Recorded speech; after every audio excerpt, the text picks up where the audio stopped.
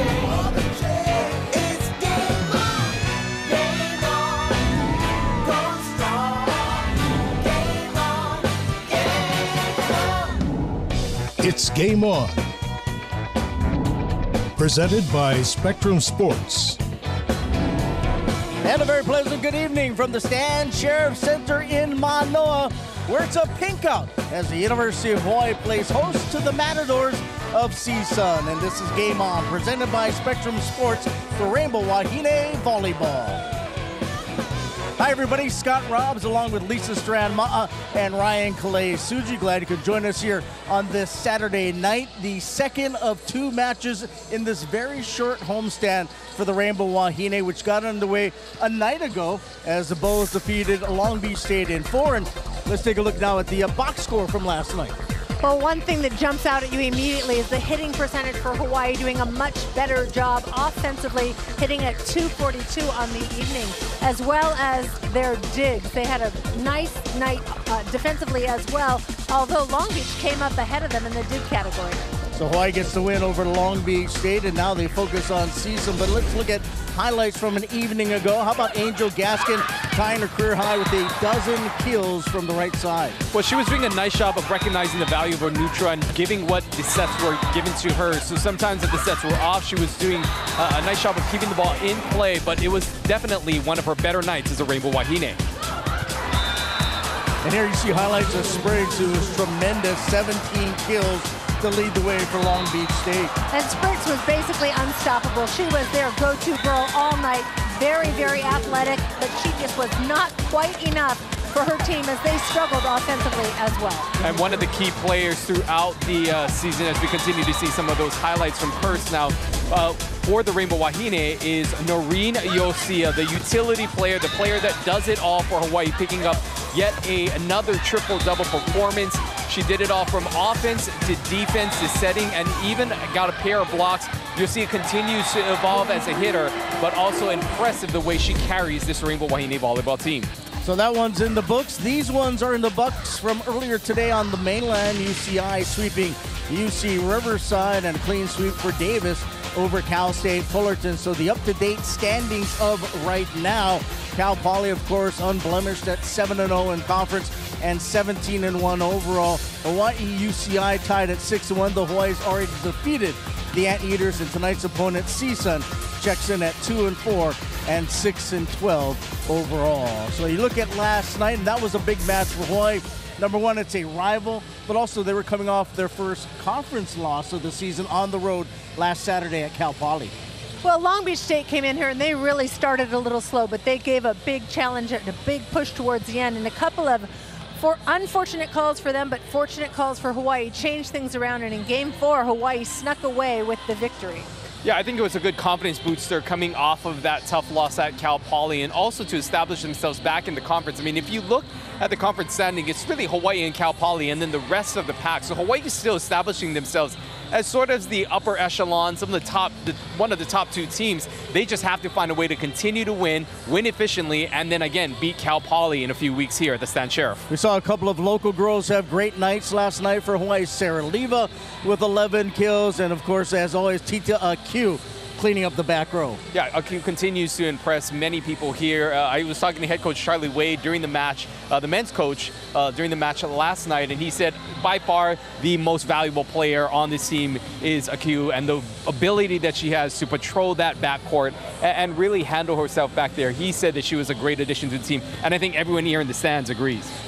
Definitely, and I can't agree more with you. Again, I'll say that phrase, but Tita Q doing a phenomenal job, but as well as Sarah Leva. Let's look at this young lady who didn't even think she was going to play volleyball again, and comes in and ends up starting and contributing, being not only offensively, but just a real positive role model, always working hard, always going hard, and with only 1 year left to give it her all, and really coming home to play in her dream. Well, part of the success for 45 years with this program has been a mix of the local talent and bringing in players from the mainland and sometimes internationally as well. But, you know, getting local kids to come to UH that can contribute sometimes is a little bit more harder than you suspect.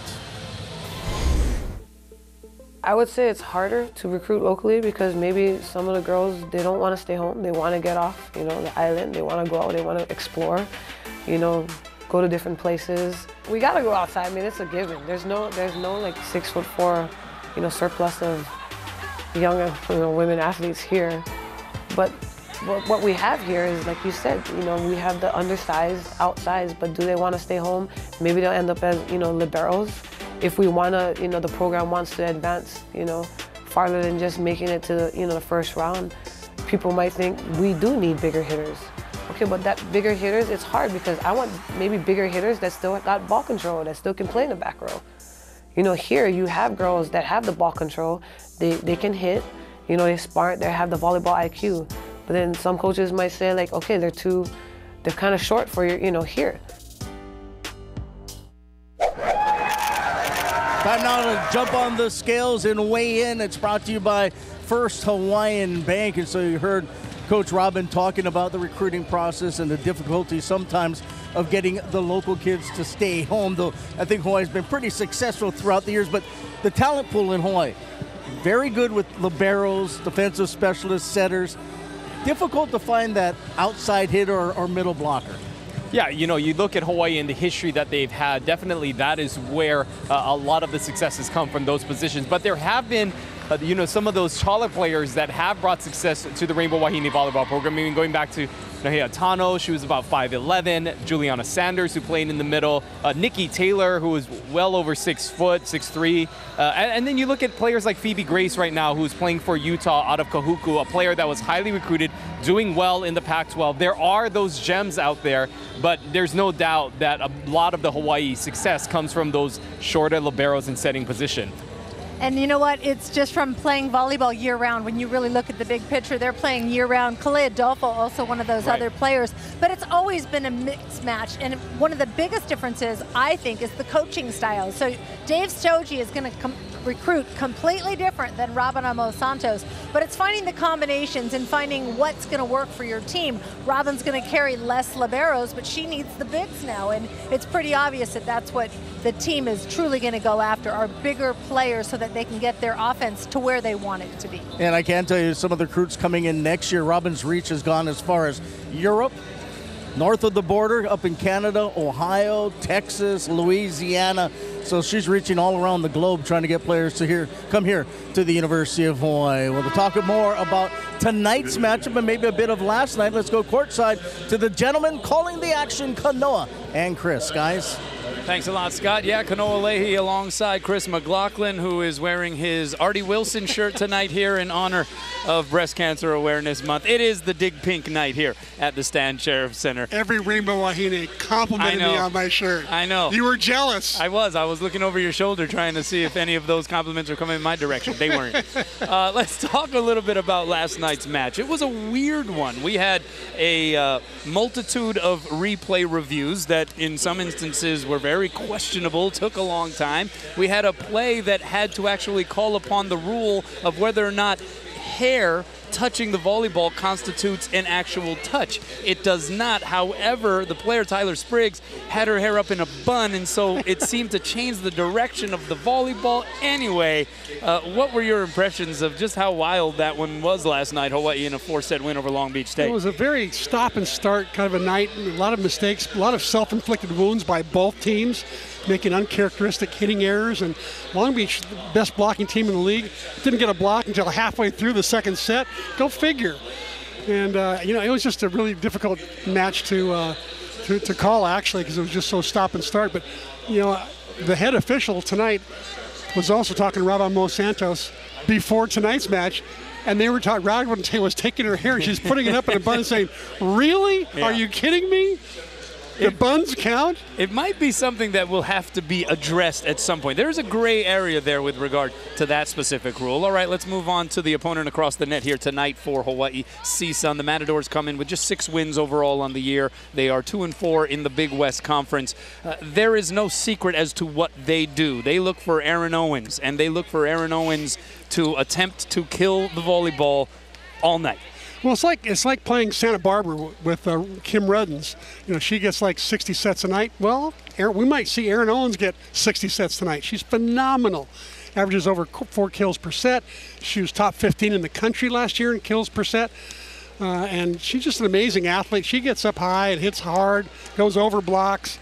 So Hawaii's going to have all they can handle with her. They better get 2 blockers up on her all the time. They also have a setter, Kamalu Makekau Whitaker, out of Kamehameha, Hawaii, in what has been somewhat of a musical chairs type of dynamic with regard to the setter position here this season. We are likely to see her out there, certainly, on the Stan Sheriff Center floor tonight. Yeah, I think she'll play a lot, actually. They have 3 setters who've been sharing 2 positions that go 6-2 offense.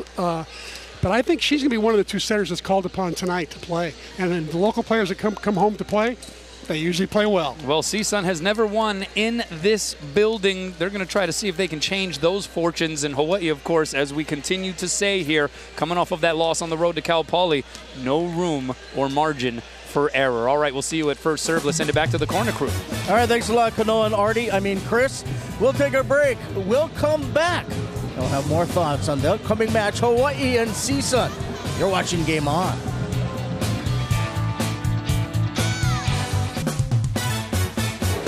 And welcome back to the Stan Sheriff Center. Big Pink, that's the theme tonight for breast cancer awareness. Hawaii taking on the Matadors of CSUN. Well, we talked earlier about recruiting and the local angle. Well, here's one local girl that decided to stay home out of Wahine and a Nui Kamale crew. You see the numbers so far. She hasn't played a whole lot. She's still making that adjustment from a Nui to the Division I level. During like the first week of camp, it was tough because the game is it's way faster now. Like in high school, I knew where the ball was going because the sets were super high, but now it's fast and the setters are trying to confuse. As a middle, it's hard to know where to block. Kama, she might be a freshman, but this girl doesn't think like a freshman. I mean, she's very, I don't know if I want to use the word mature, but how she sees things and, the way she is, she doesn't act like a freshman. She has no fear. If I put her in, there's no fear. If you get blocked or whatever, it's yeah, okay, next ball. She doesn't dwell on it. She doesn't have the long face or whatever. If she has the time to get in, she's gonna get in and she's gonna do what she has to do. Before, I didn't really talk that much, but now I've learned that that's a super important aspect of the game, and just be able to communicate and have confidence in myself, and just knowing, I keep telling myself, I can do it, and I mean, I learned that in high school, because coming from high school that doesn't have very good sports, I mean, I had to believe that I could do it. That was the only way that we could win. I thought about redshirting her, because maybe she could get, more, because we had so many middles, but, I think we might need her to play this year. Well, because of Leva and Burns, we haven't had a chance to see Kamale play all that much this year, but a couple of weeks ago, the last homestand, we did, and I thought she looked pretty good.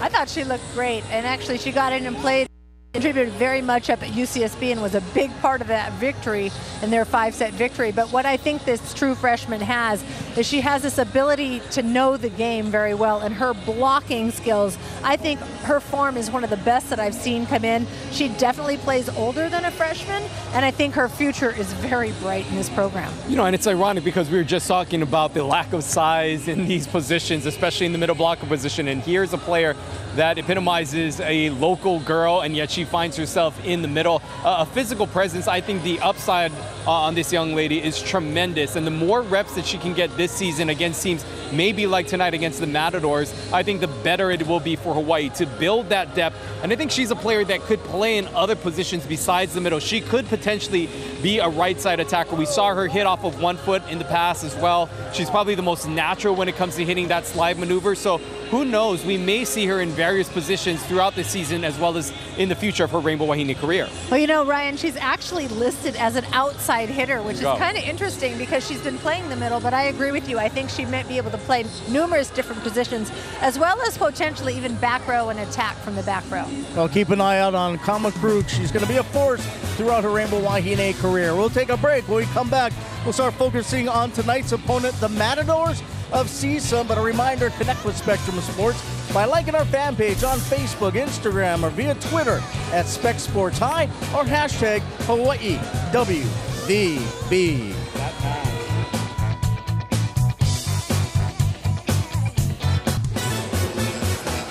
Should be a good crowd on hand for tonight's matchup, Hawaii and the Matadors of CSUN here at the Stan Sheriff Center.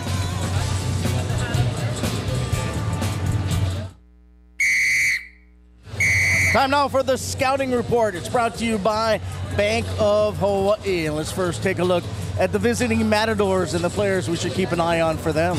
Well, again, on the Matadors, Owens is going to be the girl that they go to mostly, but Lexley and Nicole are two freshmen that have been immediate impact players for this team, coming in and contributing very much from both outside hitting positions. Yeah, you look at McLeod's hitting percentage there at just over 100. Both of these players, not the best hitting percentage overall, but Owens will be the player Hawaii will have to track throughout the match. How about for the University of Hawaii? Let's see who we should keep an eye on tonight. Well, you know, one of those numbers, again, we talked about those low hitting percentage just moments ago, but Hawaii also having outside hitters that are struggling to hit over 200. You'd like to see them help to increase those numbers. Easy Castillo hitting at 197 and Granado at 187. Those numbers need to go up. And the statistical comparisons between these two programs, and you would imagine they favor Hawaii. Well, they definitely favor Hawaii, just in the win-loss record, of course, and then the kills. In almost every category here that we see, Hawaii is dominating, except for in-service aces. So other than that, the comparison is pretty clear. Seems like the biggest bugaboo Hawaii's had all year, unforced errors. It's not what the other team is doing to them, it's more so what they've done to themselves. And as Robin said last night, she says almost every match, it's what we do on our side that matters. Well, it's always going to be what is on your side that truly matters, but on the other side of the court, you've got to look and you've got to prepare what's coming at you. Looking at film and knowing that the ball's going to go to Owens, they know that. They know that they're going to change up the system. They also know that this team has struggled passing. Their first contact has really been a challenge for them. So if they serve a little tougher, that's on their side of the net, but they don't control what the Matadors do on everything. Well, I think one of the things for Hawaii is they just have to stay patient. There's no terminator on this team like in years past. So the outside hitters, as well as all the hitters, just need to be patient. The rallies tend to be longer, and oftentimes players try to do things that they're just not capable of doing. This Hawaii team has a strong defensive player in the backcourt, and they need to just be able to stay patient in those long rallies and not make those unforced errors, because eventually they'll come. They just can't be too aggressive and make careless errors. Well, every match for this Wahine team from here on out is the most important match of the season as they're trying to keep pace with Cal Poly. It's Hawaii, CSUN, Kanoa and Chris with the call when we return. And with that, we welcome you inside the Stan Sheriff Center. Kanoa Leahy along with Chris McLaughlin. Let's take a look at the Kaiser Permanente keys to the match. C-Mac. Well, for CSUN, it's Air Owens. No, that's not a new shoe.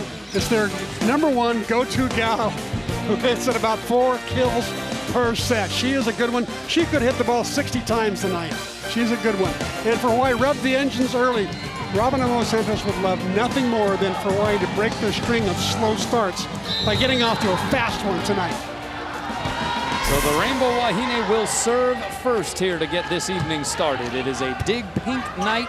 Many in the stands donning the color pink in acknowledgement of Breast Cancer Awareness Month. And the first swing for Aaron Owens, it'll be the first of many, as C-Mac just alluded to, goes long. Point for Hawaii. The Hawaiian Financial FCU starting lineup scrolling at the bottom of your screen.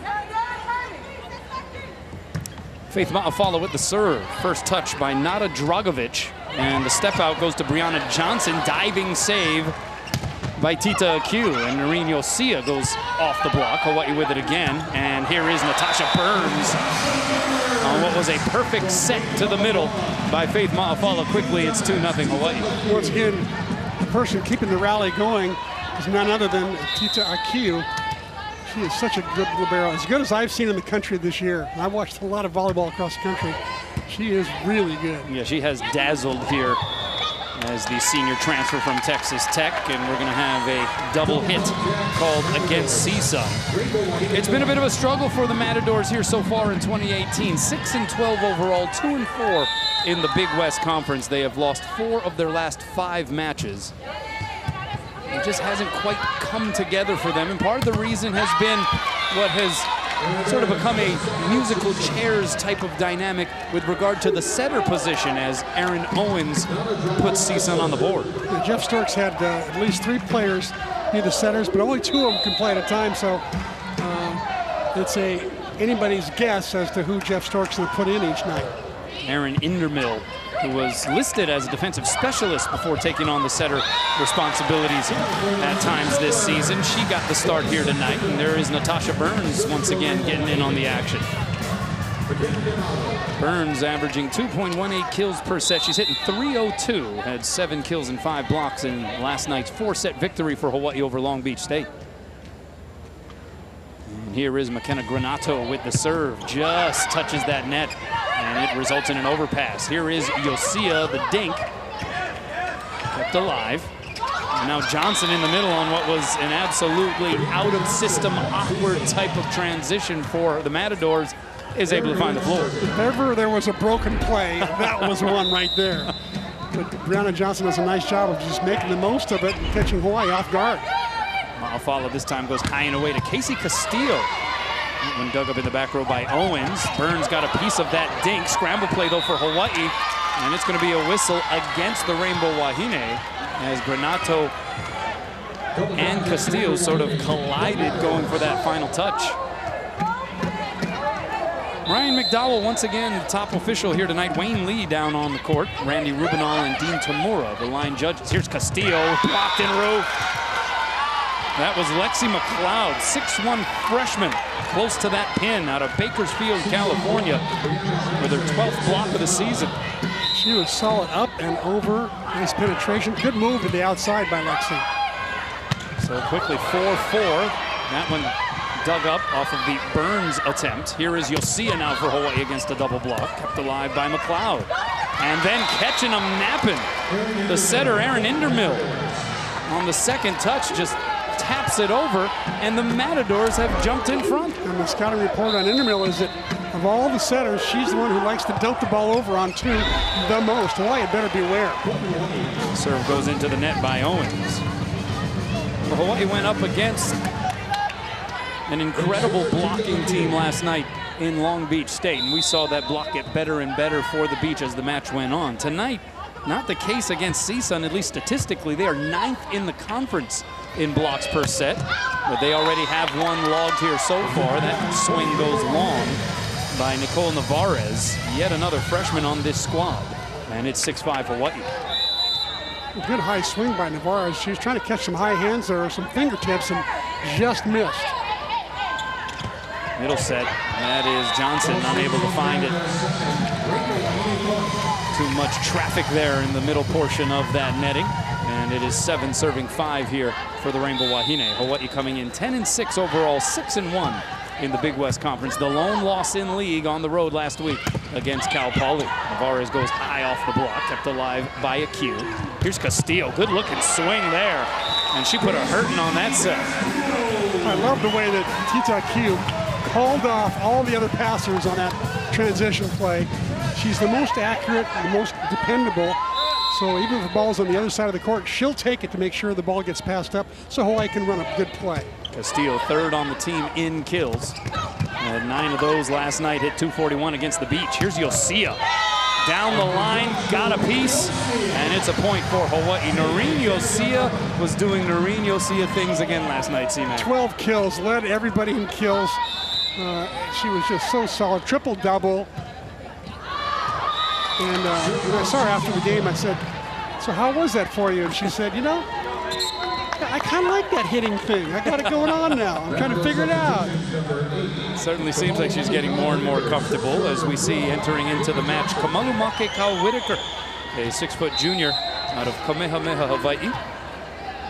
Born in Honolulu, raised in Hilo, and she serves it over the net for CSUN. Here is Yosia through the double block and down.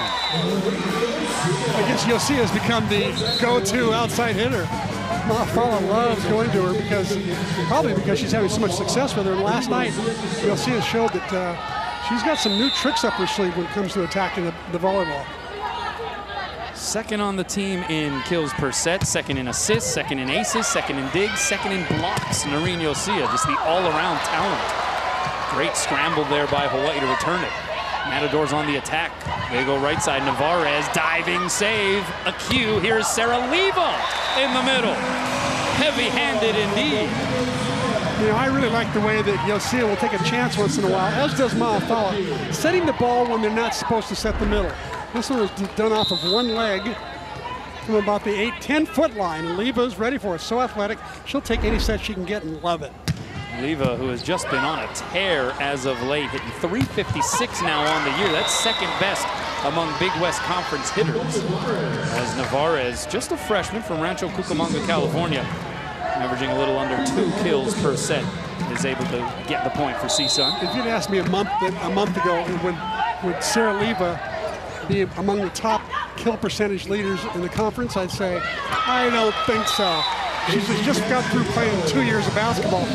She's going to get some volleyball legs under her, but there she goes. Yeah. She's done it. She's accomplished that, and she has become quite an offensive weapon here for this team as Castillo gets the kill and goes to the bench. Here's Rico Aquino, 5'5", redshirt sophomore out of Kalani High School, getting ready to serve.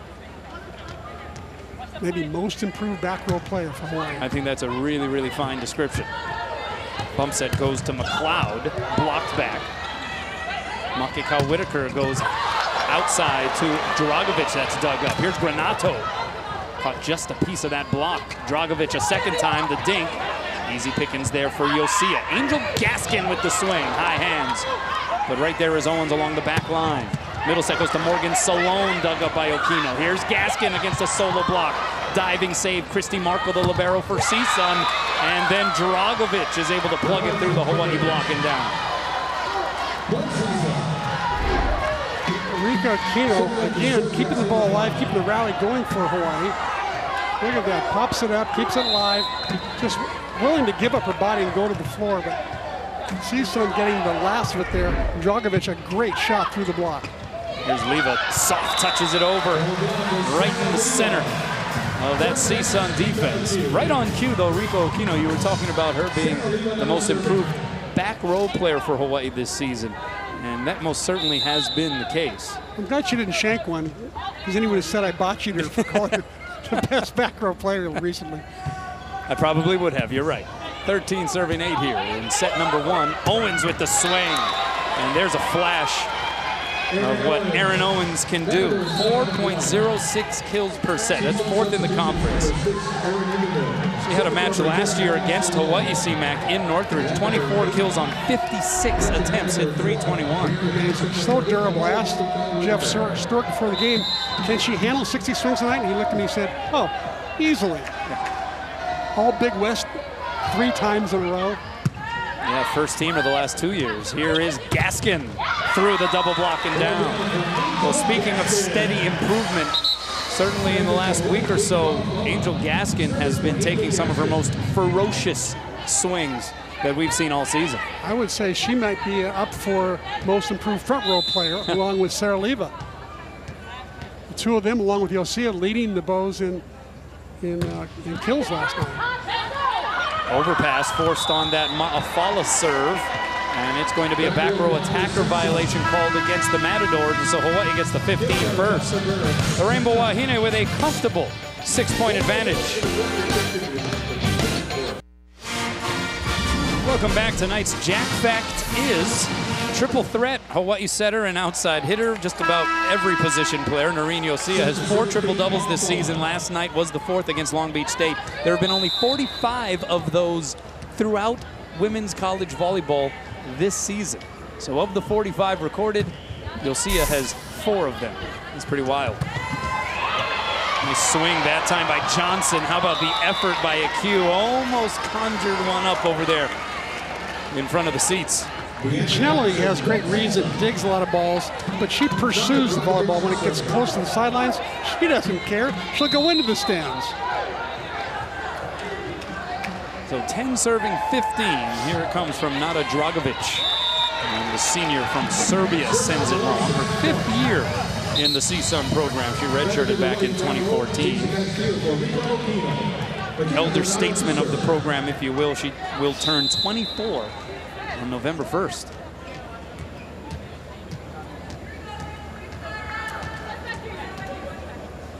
Team leading 25 aces for McKenna Granato this year. She sends it across. Outside set. Good looking swing that time by Navarez. Hawaii has to improv its way back across. Owens from the opposite position. That's popped up by Ma'afala. Bump set back row to Granato. That had some heat on it. And it's returned. Here's Burns in the middle. Diving save. Markle, well done. Navarez off the block and down. Nicole Navarez, this young freshman, hitting 142 on the year. Interesting side note about Navarez. Same college major as you. That would be cell and molecular biology. Correct, that's correct. Here's Castillo going off the block and out. I wonder if there's anybody out there who actually believes that that could have possibly been my name. And same high school GPA, 4.3. All those AP classes you took. 17 serving 11. Set middle, that is Johnson. Sniffed out by Yosia. Castillo off of 1 foot. Tried to curl it in, just missed that back line, and it's a point for the Matadors. I think when Casey takes that shot, it's a broken play like that, and goes off one leg. She should go right over where the setter's coming from in the back right position, because that's usually a player that's rotating from back middle. Better chance for the ball to be shanked out of bounds there. Or maybe have the setter have to make the first touch. Well, that was in rhythm. It was a cross-court bump set by Noreen Yosia, and Castillo just ripped into it. Great shot. She saw the block take her line away, so she just says, okay, I'll go cross-court. Nice move. Smooth assist there, too, by Yosia, and here she is with the jump serve. Attacks the freshman Navarez. McLeod is blocked. Free chance here for Hawaii. Yosia with choices, goes to Leva. And Sarah delivers. And once again, out of nowhere comes little Ren Tita Akiu to make that perfect pass so they can run the play. And Leva gets to end it. Already 5 digs for Akiu. 3rd kill on 3 attempts for Sarah Leva. Nice pop up there by Granato in the back row. Castillo off the block. Bump set goes back row to Owens. That's dug up by Granato. And she'll get a swing from the back row. Roll shot. Right there is Navarez. Outside, here's McLeod. And it was a big-time swing there by the 6'1 Frosh. A 4-year varsity starter at Centennial High School in Bakersfield. Selected all area all 4 years. The future looks good for the CSUN team. There's 3 freshmen that are getting a lot of time on this Matador team. Here's Castillo. Wow, that was pounced off with a Terraflex. 5 kills already for Casey. On 9 attempts, she's hitting .333. She normally averages only 2.5 kills per set, so doubling her production already here. So Hawaii reaches the 20-point plateau first here in set number 1. And Aquino sends it just long. It was awfully close. You heard the moan throughout the SSC, and even some of the Rainbow Wahine players were looking towards Robin Amos Santos, wondering if maybe she should give that one a challenge. Yeah, at the last second that ball dropped, it sure looked like it was going out, but about 2 feet before the end line, it just dropped. Well, no challenge coming. Aquino falling to the floor as she made that pass, and Make Kau Whitaker slaps it across. Here is Gaskin against the double block, dug up by McLeod. Owens, there's a cue. So you'll see it goes high and away to Granato off the fingertips of the block. Owens, a second time, that one drifting off the net. The save by Yosia. Bumps it, a cue to Gaskin. Was there a touch? No touch, and it's a point for the Matadors as it goes long. I love the swing that Gaskin took, though. She tried to go for the high hands and just barely missed. Got a lot of heat on it, like the way she's just going deep cross court. we're seeing more variety from her, right? A little bit more of an array. Exactly. I think she's feeling more confident. That was a confident swing for sure. Sarah Leva. Talking about confident Leva, 11 kills last night, hit 381, got 21 sets. And she's now way back behind the service line, getting ready to send it across. Outside is Owens. It was only Gaskin with an opportunity to provide resistance, and the odds are usually in favor of Aaron Owens in a one-on-one type of scenario. She just came flying in. I like the way Jeff Storks got that into his offense, because if you just leave Aaron Owens on the outside and it's pin, pin, pin all the time, she can be easy to block. But when they move her around, she actually hits a little on the right side as well. Third all-time on the CSUN career kills list. Good cover there by Yosia. Here's Granato against a double block, and she wins the battle. Powerful effort that time by McKenna Granato. See her numbers on the season, team leader in kills per set and aces. Just 5 kills last night, hit 0-34 in a 4-set win over Long Beach State. Not her best night. Luckily, she had a lot of teammates covering for her. That one not popped up by Okino. Couldn't quite slide the spatula underneath there. And it's another point for the Matador. Yeah, I think we can allow Granato to have one of those nights, considering the load she tends to carry on a regular basis for this program. Exactly. She's been carrying a huge load all 4 years she's been here. Good pass there by Okino. Middle set, Burns kind of paintbrushed it. Back on the Hawaii side, Burns a second time. Paintbrushes it again. That was a paint roller. We need a painting company to be one of our advertisers, okay? And that last paintbrush was brought to you by... We've got Akamine Roofing for the roofing. I like the way you work. You think like a salesman. Here's Owens. Two-hand save a cue. Set outside to Castillo. Had to quickly regroup. The outside, that's Navarez. Back on the CSUN side. Now Hawaii on the attack. Back bump set to Castillo. Nice up there by McLeod.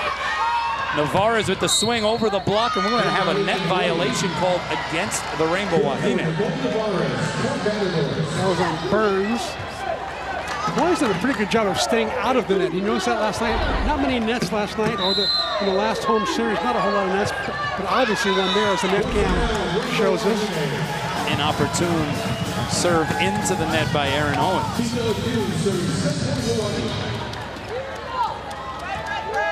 And so it's aloha ball for Hawaii here in set 1. Tita Q with the short jump floater. Navarez pops it back towards the net. The swing there by McLeod. Two-hand save Granato. Middle set, Leva. That had some extra chili pepper water sprinkled on top, and Hawaii takes set 1, 25-18. So they will swap ends, but the Rainbow Wahine strike first on their home floor.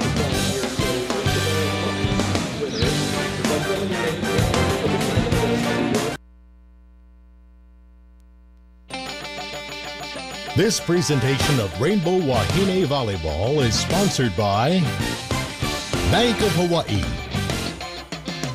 and Hawaii Honda Dealers.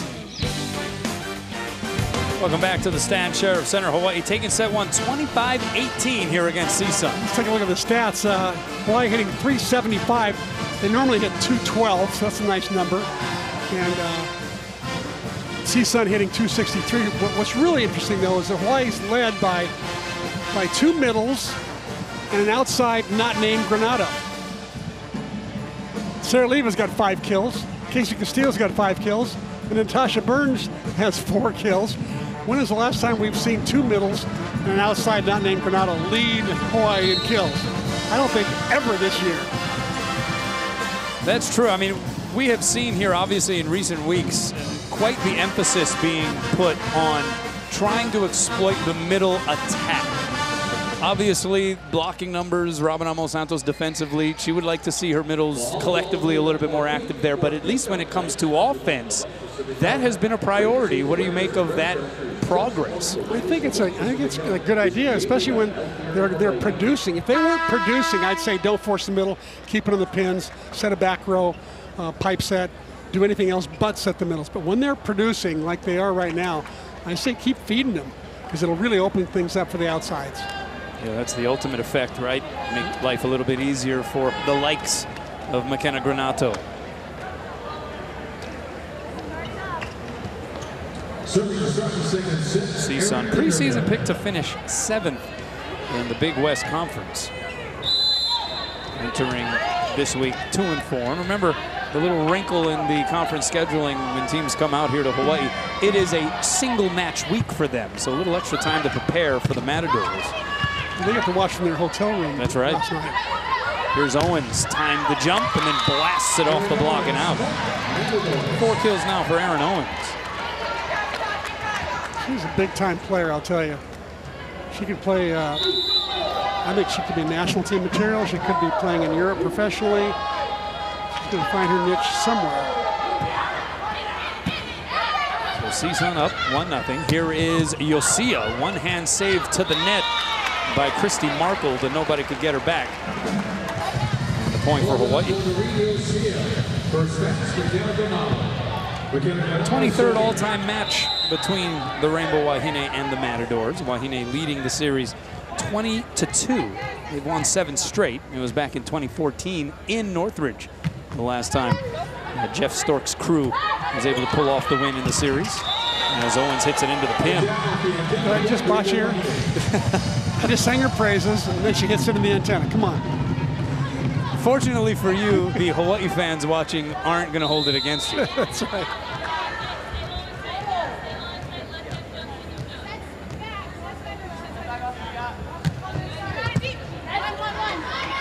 Indermill goes high and away to Owens. Didn't get all of it. Good save there, Q. And Castillo will just send a free ball over to the CSUN side.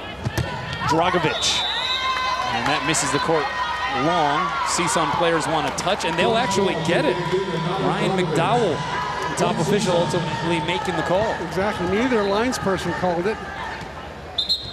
The referee down below, Wayne Lee, didn't call it, so the head official called it. And Robin Amos Santos immediately decides to challenge that call by Ryan McDowell. So the ruling is a touch and a point for CSUN.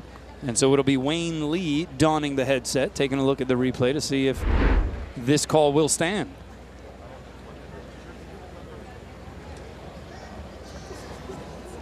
Hard to tell. There are no fingers bent back, and we can see no change of rotation on the ball. This should be a good look right here. Looks like it goes to the right of the blocker, Castillo. You notice we did have our net cam back in operation here tonight, by the way, too. Ooh. That's not even close. Yeah, that one seems to back up the idea by Robin Amos Santos that there was not a touch. Yeah.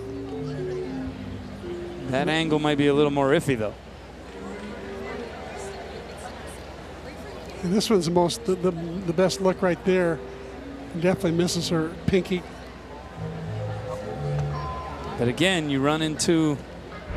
I think last night we were wrong like half the That's time. right. It was That's right. Such a goofy night last night. And you run into the semantics of, well, is there enough evidence there to overturn what was the original call on the court? And apparently, according to Wayne Lee, there was. So it gets reversed. No touch, out ball, point for Hawaii. So take a look at Jeff Stork. The elder statesman now in the conference, right? You have Brian Gimalero, Dave Shoji. They have now gone on and retired. So Stork in his 17th season is one of the old guys now. Interesting coaching matchup, two Olympians, Stork and Robin Amos Santos. Each of them did, about 10 years with the Olympic team. Each of them, I think, did 3 Olympics. Stork won a gold medal at 88 in Seoul, Korea. And he's in the Hall of Fame, Volleyball Hall of Fame, Pepperdine Hall of Fame, Southern California Hall of Fame. You'll see us splitting the block and pumping it down. Yeah, Jeff Stork knows what he's doing. And you were alluding to it last night.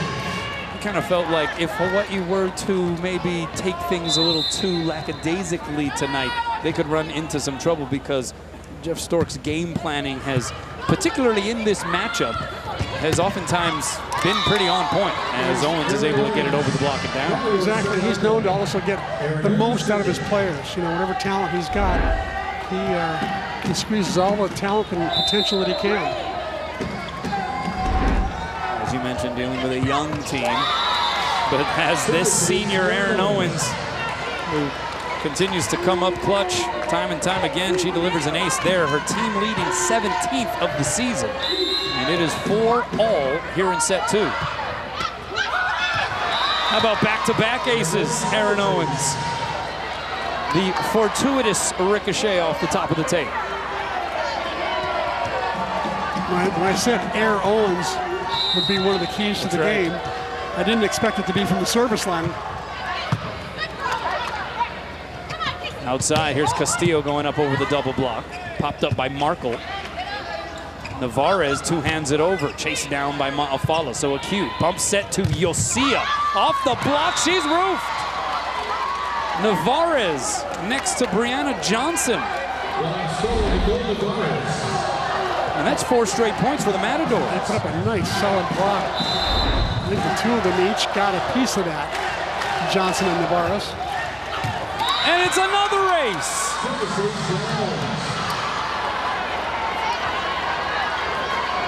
Aaron Owens with 3 aces in this service run. It is now 5 straight points scored by the Matadors, and Robin Amos Santos trying to work some adjustments there in this service reception formation for Hawaii. Alas, wouldn't you know it, Owens sends it into the net after that, but job well done here on that service run. She pinpointed it down the line, made it difficult for Hawaii's passing pattern.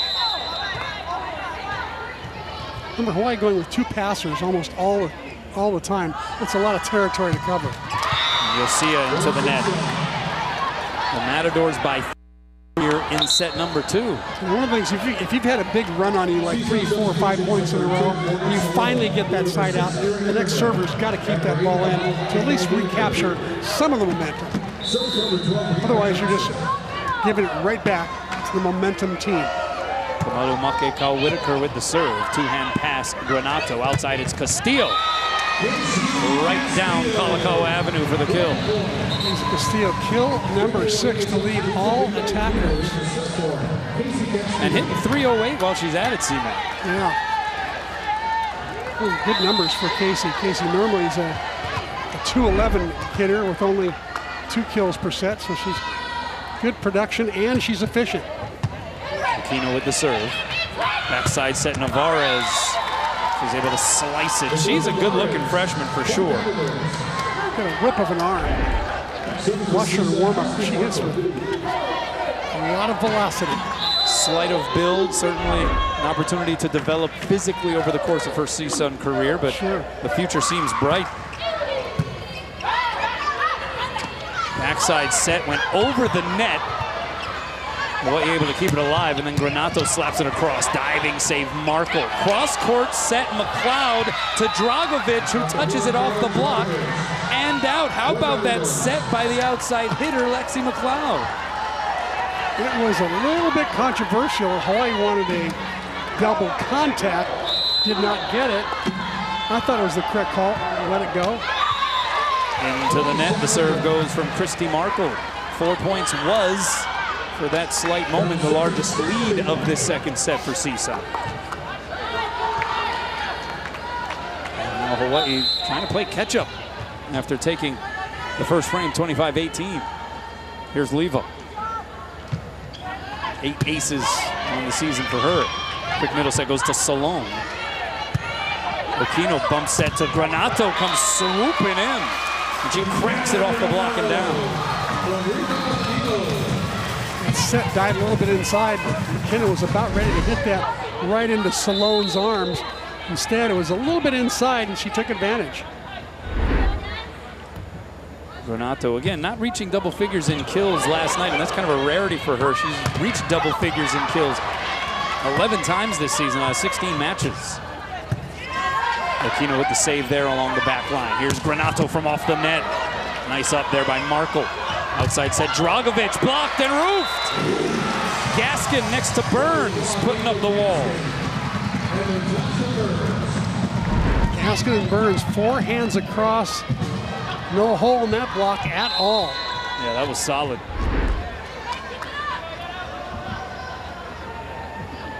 Nine serving 10. Backside set, it's McLeod. Had the drift on the approach and just plops it. Campfire effect defensively there for Hawaii. With 2 Hawaii players looking at each other, letting it drop in between them. That's not going to be good in the film room on Monday. Alexi McLeod to serve. Dad Rick, a former NFL offensive tackle for the Rams and Seahawks. Outside, Owens is blocked. Kept alive by Dragovic. Owens a second time through the block. One hand save by Yosia on one knee. Granato. Oh, she tried to pump that one. Pumped it a little long. Aggressive swing, though, on what was a broken play. Yeah, I love those aggressive swings by Granato for the most part, because she's going to catch the other team off guard. They're backing up and they're thinking she's going to bump it over. Instead, she takes up and goes for a swing, and there's no blockers. Oh, there were blockers there, though. Owens next to Salone. That is 6 foot 6'3". And they turned Gaskin back. And this is another block that has no holes in it at all. It's now 3 total team blocks for CSUN compared to 1 for Hawaii. Again, CSUN last in the conference in that statistic. Dragovic off the block. Middle set, Salone. Pinballed around on the Hawaii side. Granato slaps it over. Diving save Markle. Outside, here's Owens against a double block. She's able to keep it alive. She'll get a second crack at it. And this time tools the block. Point Matadors. They're up a handful here in the second set. Nice set from Makekau and Whitaker. She put the ball right on the money.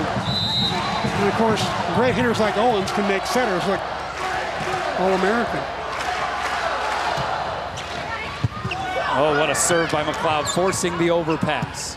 High ball set goes to Owens, and she sends a laser beam to the floor.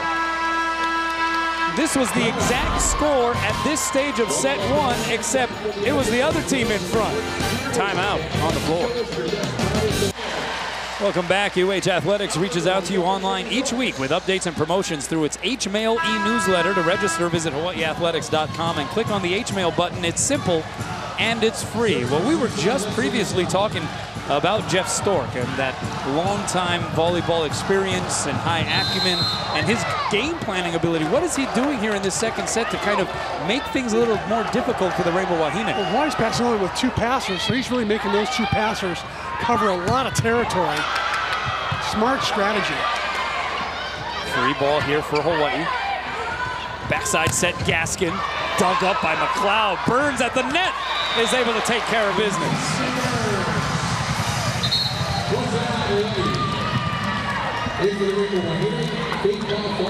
So when you're talking about the 2 service receivers for Hawaii, it's basically just trying to make them work sideline to sideline. Exactly.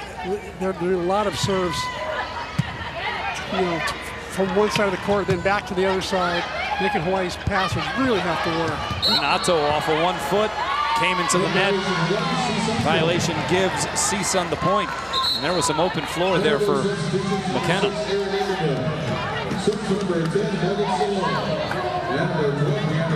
I mean, it seemed like fairly smooth sailing for Hawaii in that opening frame.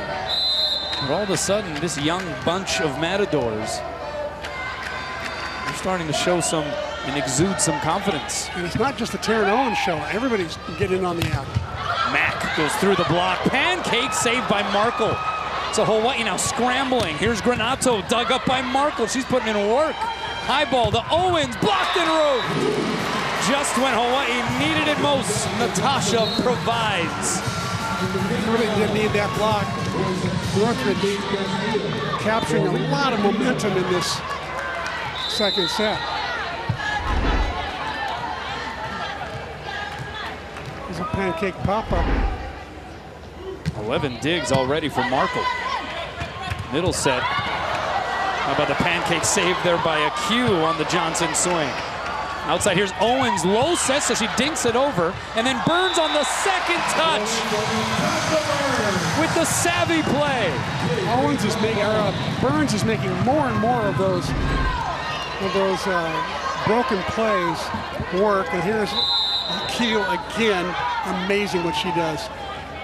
I'd like to vote for her for All-American. She's that good. She's got to be among the top 4 or 5 liberos in the country.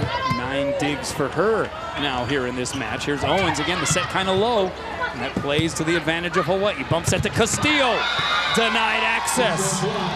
Brianna Johnson right next to Nada Dragovic.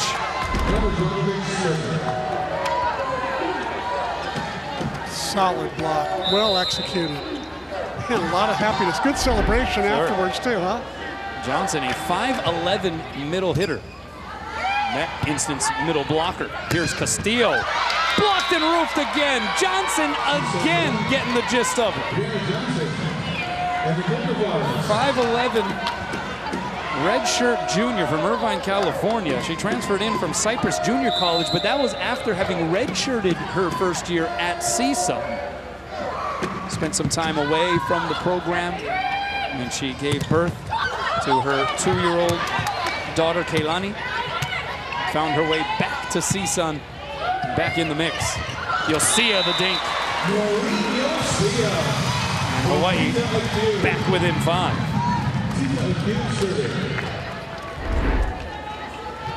Nice bump set from Akio.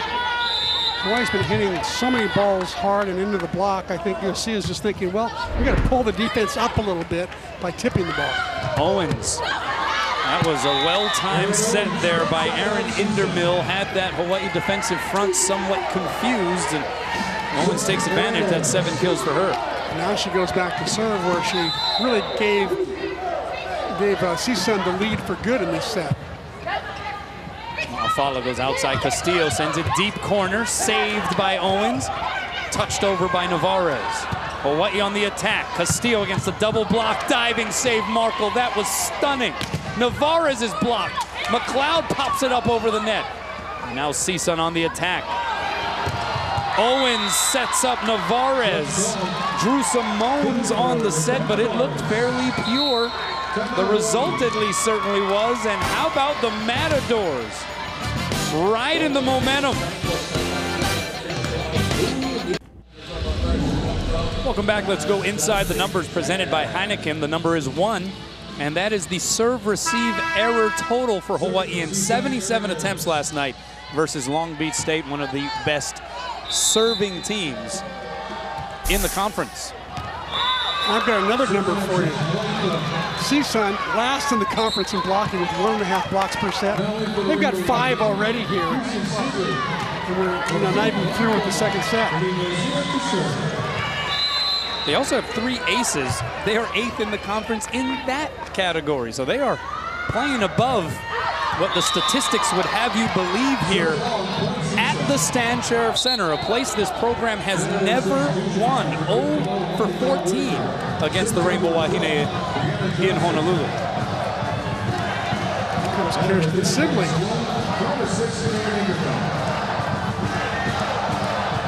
Kamalu Makekau Whitaker to serve. Won BIIF titles 3 times in high school, also swam and ran track at Kamehameha, and she delivers an ace. That is ace number 4 for CSUN. And Hawaii in a funk here in this second set, C-Mac. They're really struggling, especially passing. And so that jack-in-the-box number there about no reception errors in 77 tries. They've had a lot here in just the second set alone. Not the case less than 24 hours later. Here's Castillo. Hawaii needs a run. Great dig there by Owens.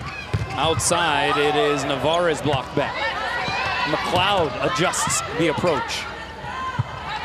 Blind bump set to Sibley. Kirsten Sibley playing in just her 7th match of the season. We haven't seen her for a while.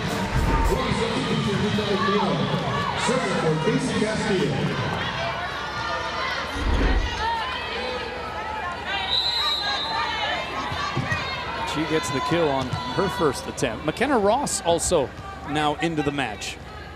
That one just gets over the net by Okino. Salone dug up by Okino. Bumped up above the net. McLeod gets a crack at it, and she puts it down. Lexi McLeod has put in some really quality play here for CSUN in this second stanza. She really has. She's got 6 digs, 3 kills, no errors. A timeout taken by the Rainbow Wahine. And you can just see in the body language, CSUN now starting to believe a little bit here in this second set. This is a team that has not had a lot of opportunities to feel confident this season. Just 2 wins in conference, 6 wins overall. But as you mentioned, Jeff Stork, he tends to find a way. He tends to at least try to figure out some form of trying to exploit Hawaii's vulnerabilities. Exactly, and you know, I talked to him before the game, and he said that they've had a couple matches this year where they really had it. In Santa Barbara especially, they felt like they had a chance to win there, and they had another match in Utah Valley, and they had the match in hand and let it go. So he knows that this team has potential to be really good and cause other teams problems. He just wants to know when it's going to happen, when they're clicking on all cylinders on a given night, and they're hoping that tonight's that night at the Stan Sheriff Center where they've never won. Well, it wasn't a winning Saturday for the Rainbow Warrior football team up in Provo, Utah against BYU. 49-23 the final.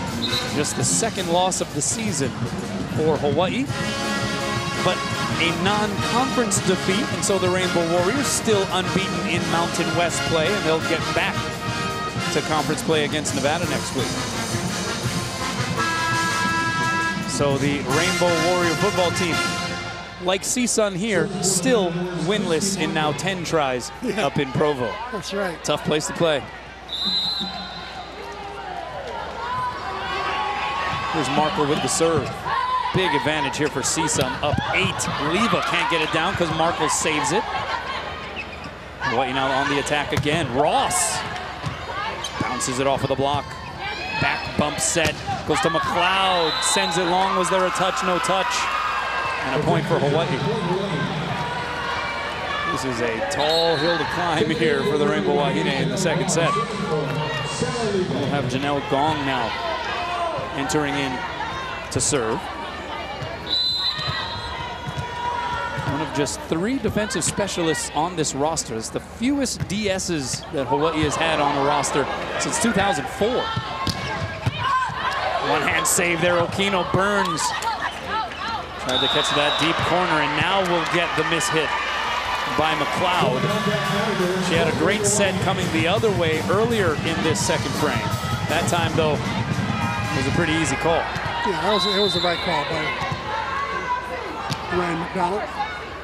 17 serving 23. Long gets it in, perfect pass by Markle, backside McLeod. And there wasn't much of a block there to provide resistance.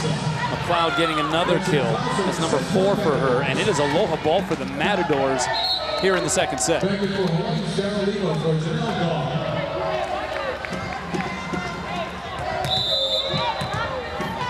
Fittingly, it'll be McLeod to serve. Garcia goes middle to Burns. There were 3 blockers up waiting for him. Owens pounds it down. Her 9th kill of the match. And how about CSUN bouncing back, falling 25-18 in the first and absolutely flipping the script in set number 2. They take it 25-17. Get comfy, folks. It may be a long night. All right, let's take a look at the McDonald's match statistics. What do you see here, C-Mac? Well, you see some pretty paltry hitting percentages, 230 and 227. That's not great. Blocks, surprising to see CSUN leading Hawaii 5-2. Diggs about even. Q and Chrissy Markle putting on a show out there. Markle with 13 of CSUN's 35 digs. She's really having a great match. And look at the aces to errors.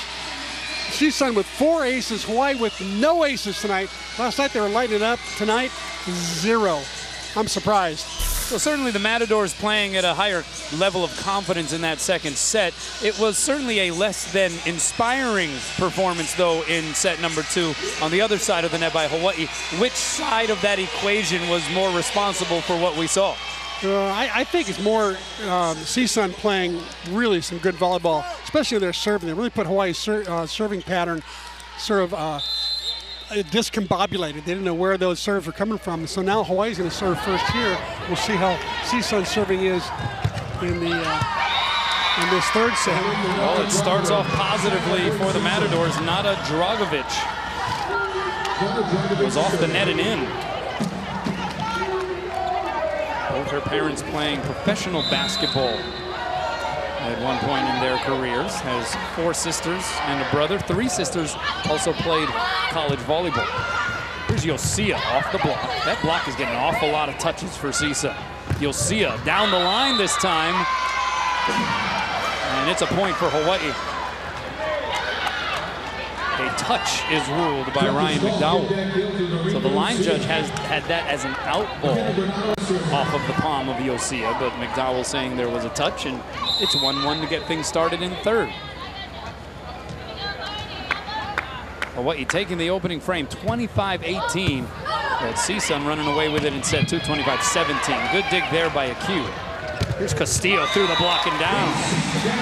Give Tita Q double figures in digs yet again. It's like Groundhog Day. It is, it is. Deja vu all over again as Q keeps the rally alive. You know, she not only digs, but she digs it right to the spot where Hawaii can run a play.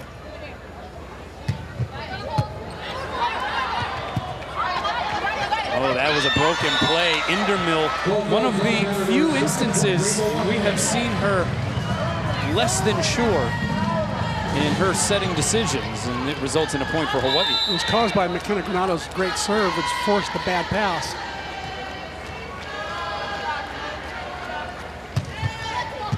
And that's an ace. Hawaii finally breaking through in that statistic, and it comes courtesy the statistical leader in that category on the team, the Mac attack, McKenna Granato.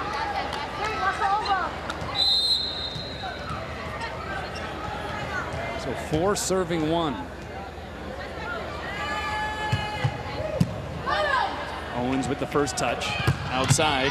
Goes to Navarez. What a second touch there by Q, and Burns just bumps it over. Q again laying out for the save. Navarez blocked in room. Yosia and Burns saying, "Aole." Well, that rally belonged to Tita Q, but at the end, it's the great block by Yosia. She goes out to the line, out to the antenna, stays very disciplined, and picks up that last block. Hawaii off to a good start here, blocking better and serving better. 2 things they did not do well in the second set. But you're right, Tita Q, and she's actually taking it upon herself to wipe some perspiration off from the middle of the floor, from where she is just seemingly always laying out.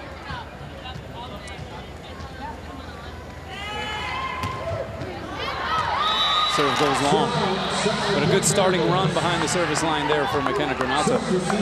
Granato was actually trying to take a little bit off that and keep it in play, knowing that Hawaii had momentum, and it just took off on her. 2 serving 5, and Owens tried to cut it to the near side. She's the one who gave Hawaii fits in that second set, 3 aces. She's also got 4 errors to go along with that. Now 5 errors. Q with the serve, and it's shanked. But McLeod will get a swing out of it, saved by Granato. Eyeball to Castillo through the block and down. So what is different here about this start to set 3 that we didn't see throughout most of that second set? Boy, couple things, 3 things. One is the serving's better, especially by Granato. Second is the hitting's better, like that shot by Castillo picking up her 8th kill. And Mahalo Nui Loa, says Sarah Leva. The overpass forced by Aq, and it's Hawaii up a half dozen. Give the credit to the server, Aq. And the other thing Hawaii's doing well is blocking better. They finally picked up their first block by Yosia. And a timeout signaled by the Matadors. We'll take a break as well.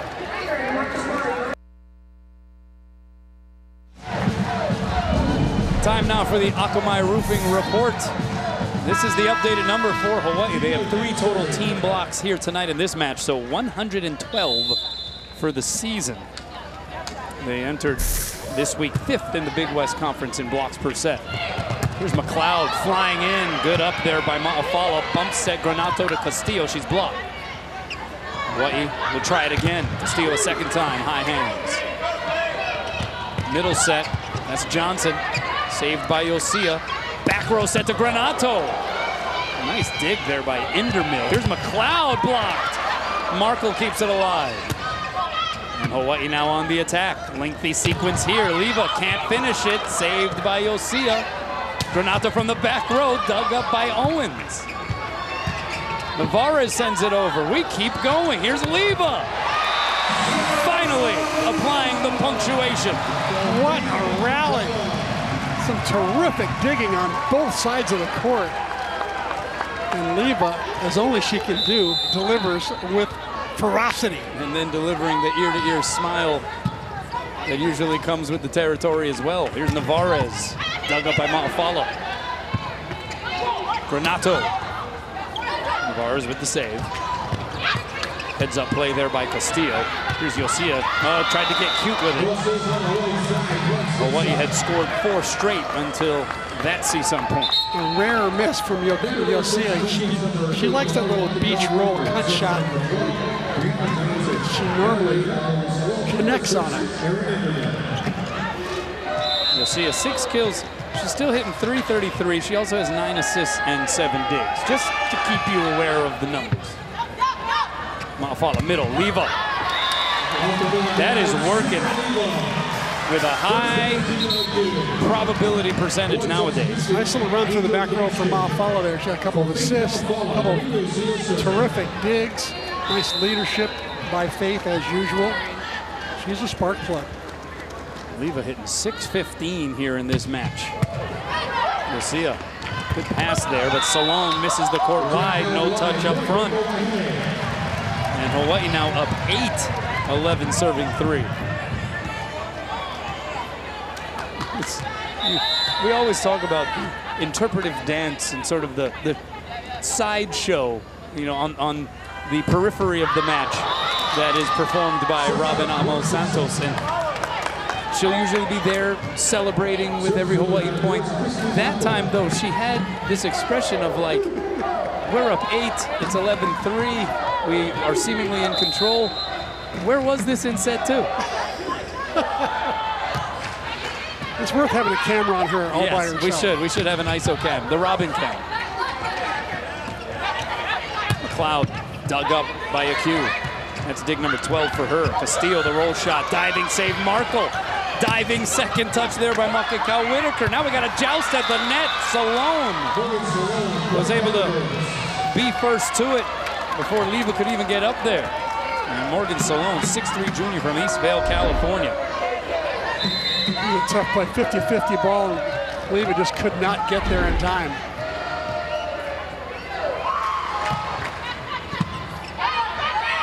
Yosia, middle set to Gaskin, blocked by Salone, kept alive by Aq, and Leva sends it across. That was a patty cake game.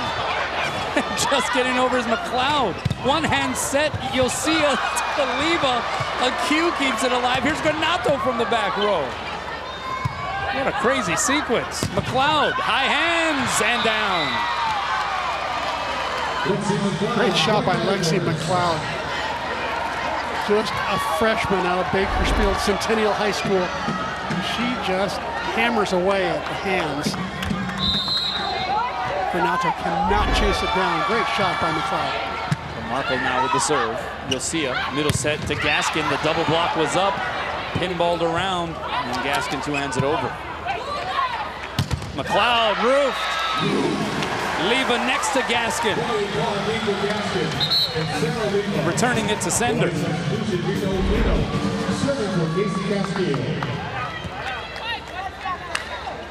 McLeod and Leva that time with a Gaskin. So Hawaii with CSUN doubled up here in the third. Salone. That was a good transition there. The set on the money by Kamalu Makekau Whitaker. Both her parents are University of Hawaii alums. We've seen her develop here over the course of her career in Northridge.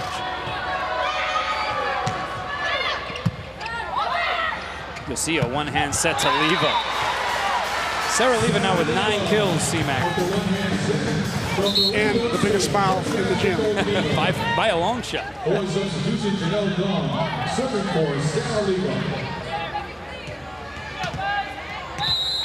Skylar Williams might have something to say about that. That's true, that's true. Janelle Gong getting a lot of action tonight. The dig there on the Salone hit by Gong. And then Granato tried to go deep corner, but missed it just long. Granato now hitting in negative numbers. She has 2 kills on 20 attempts, 3 errors. Negative 0.50. What do we read into that, if anything? I think sometimes taking too many chances, not making good shot selection. You know, she's keeping balls in play when the set's not just right, rather than just hitting it 90 miles an hour all the time. There's Gaskin. Touches it off the block and out. Decisions like Gaskin just made. Set not quite there, so go up and just do something else with it. Challenge the block.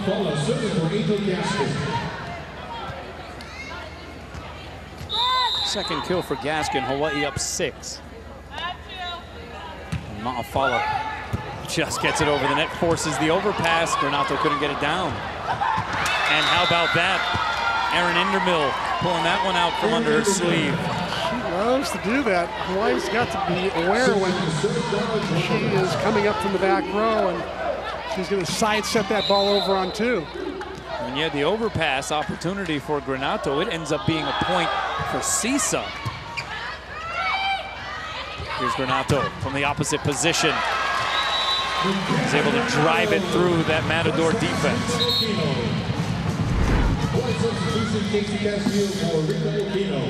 Nice approach by Granato. She sees the late block form, takes advantage, hits it right through that seam.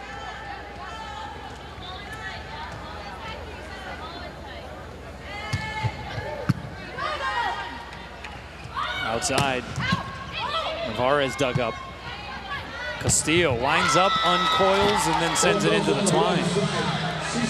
So a little rough patch, seemingly for Hawaii at this middle portion of set 3.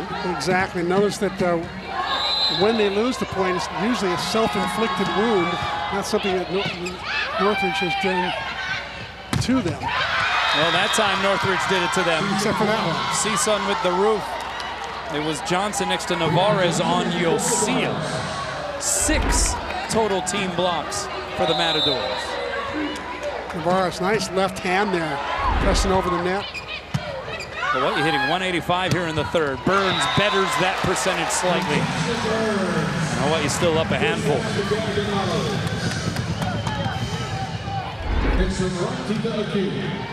Burns does a nice job of cutting that ball back, avoiding Northridge, a center blocker.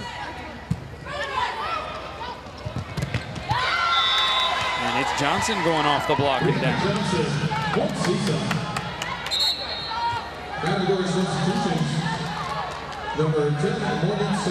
That's 4 kills now for Johnson, hitting 250. CSUN hitting 120 in this set. Hawaii just having a bit of a hard time really shaking them, sort of delivering that final blow, if you will. Castillo goes off the block and into the pin. 9 kills for Casey on 25 swings. She's actually leading Hawaii's offense in attempts. As Kirsten Sibley checks back into the match.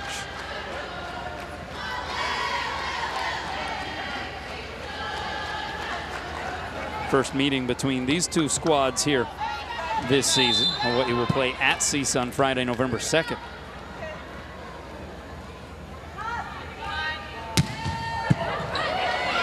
Great pass, Salone in the middle, great dig, a cue, that's number 14 for her. Granato launching from the back row. Oh, what a dig by Q, set by Yosia, and Granato finishes.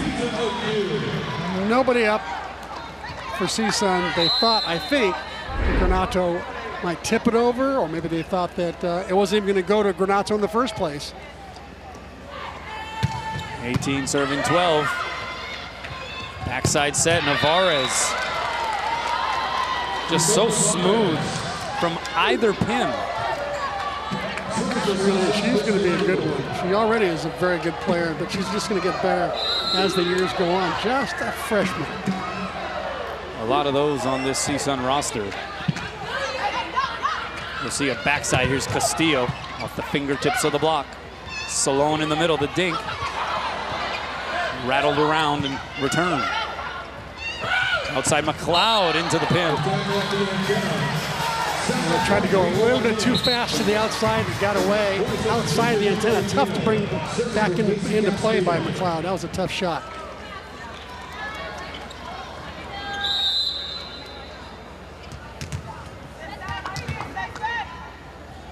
So now Rico Okino. The jump floater sends it long.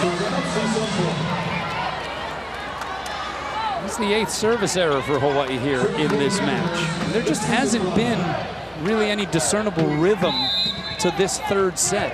Hawaii got off to a fantastic start, but things have kind of trudged along since. Granato roofed. Salone and Dragovic. And the Matadors aren't going away. Solid block. Sloan gets out there, closes it up. I think Dragovic got most of it, though. How about the job that CSUN is doing in the blocking department tonight? That's now 7 total. Here's Granato. Tried to shove it past the block. Dug up by Makekau Whitaker. Owens. Good save along the back line by Okino. Levo, the dink. Saved by a cue. But Hawaii couldn't return it, and the Matadors have closed the gap to within 3, prompting a timeout from Robin Amos Santos. CSUN scrapping here in the third. Welcome back. Let's check out the First Hawaiian Bank top 3. This is Big West hitting percentage. And on the list, atop the list, Cal Poly's Tori Van Winden, Sarah Leva of the University of Hawaii in the number 2 position. This is coming into tonight hitting .356. That is just a gaudy hitting percentage. Well, that's going to go up. She's hitting .562 tonight. But Hawaii, who led by as many as 8, it was 11-3 at one point here in the third, trying to protect now a 3-point advantage out of the timeout. Here's Kirsten Sibley down the line and wide. No touch. Point CSUN, they're within 2. Ooh, I thought that was a great shot by Sibley. Take a good swing at it. I thought she was going to catch the left hand of the outside blocker, but not to be, just missed. That is now 4 straight points, and you can feel the nervousness level topping out here at the Stan Sheriff Center. Granato, that will help subdue that a little bit, goes off the block and down. 5 kills now for Mac.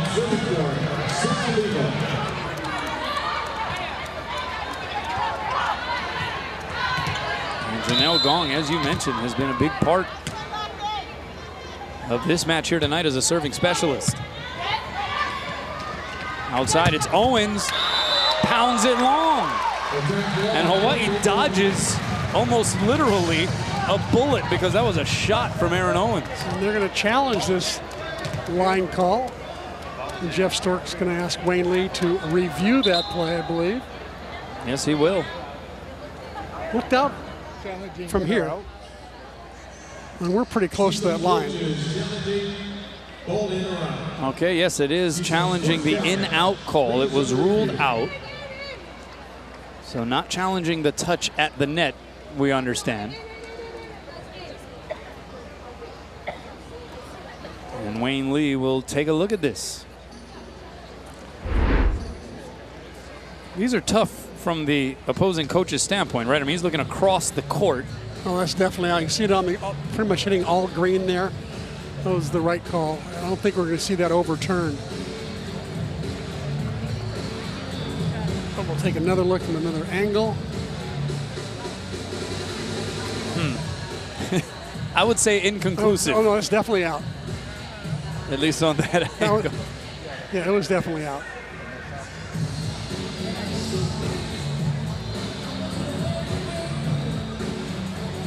Looks like this might be the only one we're working with here for this review. And yeah, from that perspective, it certainly looks like it was out. Or at least there's not enough there to overturn the call. And there's the net cam. Back in business tonight, we're happy to report. After a very brief work stoppage last night. And it's going to be upheld. Works kind of like a timeout, though, for his team. They've been knocking on the door here. Trailed by as many as 8, cut it to within 2 just moments ago. Jeff Stork taking a shot, why not? Each coach has one timeout left, but they also have their, Jeff Stork, I think, has a challenge left. Robin Amos Santos has all 3. Outside, here's Owens. Bounces it off of the Terraflex. Boy, they love to bring her in from the outside, have her drift into the middle of the court. She gets a little lob set inside, cut it back down the line, or she can go cross court. So talented, so athletic, great shot. Yeah, just too much open line available there for Owens based on that Hawaii block position. It is 18 serving 21. Indermill with the serve. Pass by a Q on the money. Outside it goes to Granato.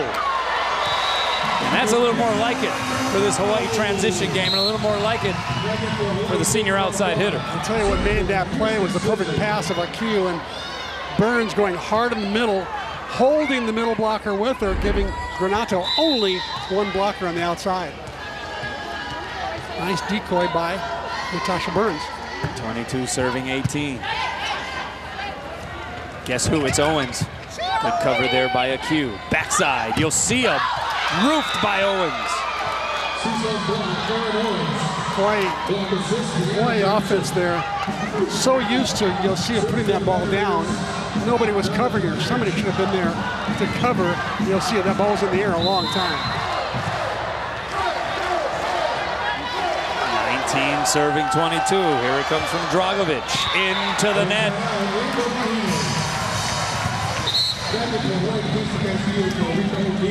Inopportune service error there for the Matadors.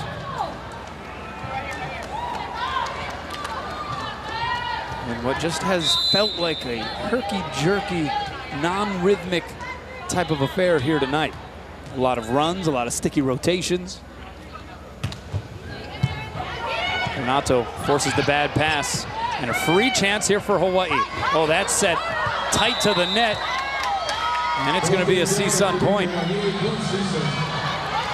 As you'll see, it ran out of room next to that antenna. Hawaii in charge of that point all the way, and it slipped away. 20 serving 23, and it's Owens. Remember the 3 aces she delivered in set number 2. Burns block out a piece, but not enough of one. And Brianna Johnson seemed to go down awkwardly. Not sure if she landed on someone else's foot or not, but she was slow to get up and continues to be moving around gingerly.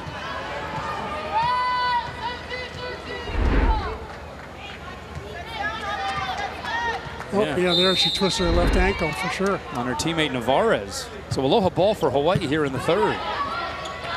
Outside set McLeod, 2-hand save a Q. Ma'afala tracks down the bump set to Castillo, and she finishes the deal.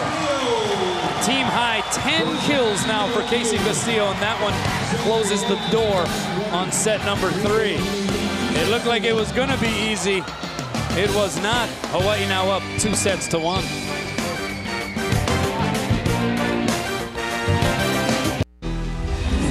Welcome back. Let's check out how it works, presented by Central Pacific Bank. What are we looking at here, C-Mac? We're going to take a look at Erin Owens. She's going to go to the outside and watch how she hits this ball. She just no jump at all. She's so athletic. She just sort of hops up. Great arm swing, whip of an arm. Got 2 blockers up. Needed no approach whatsoever. Most blockers need like a 4-step approach. Not Erin Owens. She's got 10 kills in 28 swings. And there's one of her best swings of the night right there to end the second set. Cal State Northridge won. Hawaii able to take set number 3, 25-20. And so they lead 2-1 going into the 4th. Obviously, Erin Owens doing what she is known to do isn't much of a surprise, but what has been the aspect of this match so far that you think was the least anticipated? Probably the fact that Northridge won a set. I thought Hawaii might go 3 and out tonight. The fact that Northridge played so well in that second set. They blocked better than Hawaii. They served better. They passed better. Pretty much every phase, Northridge outplayed Hawaii, and that really surprised me. Set 4 underway, and it is Granato with the ding. You've got to credit Northridge for playing so well in that second set and really making a match of this. Now they want to do the same thing here and hope to catch Hawaii maybe getting a little full of themselves for winning another set, and they'll come back and surprise the Rainbow Wahine. We'll see. Remember, Hawaii went up 11-3 in that third set. CSUN fought all the way back to within 2. That swing by Dragovic goes long. 2-0 Hawaii here in the 4th. Rainbow Wahine hoping to get to 7-1 in Big West Conference play. They have to run the table for a realistic shot at the NCAA tournament. They got to win it outright because it is not realistic at this stage with their RPI at 70 for Hawaii to receive an at-large bid to the national postseason. They'll have Cal Poly coming into this building on Friday, October 26th. And that's going to be a biggie. Outside, and it's going to be a mishit called against Indermill. We saw several instances of those on the Long Beach State side of the net last night. But Indermill has been pretty solid here tonight for the Matadors. First time she's been whistled for that violation. 3 serving 1. Great serve there by Aq. She chases down the overpass. Leva in the middle. And handcuffs Christy Markle.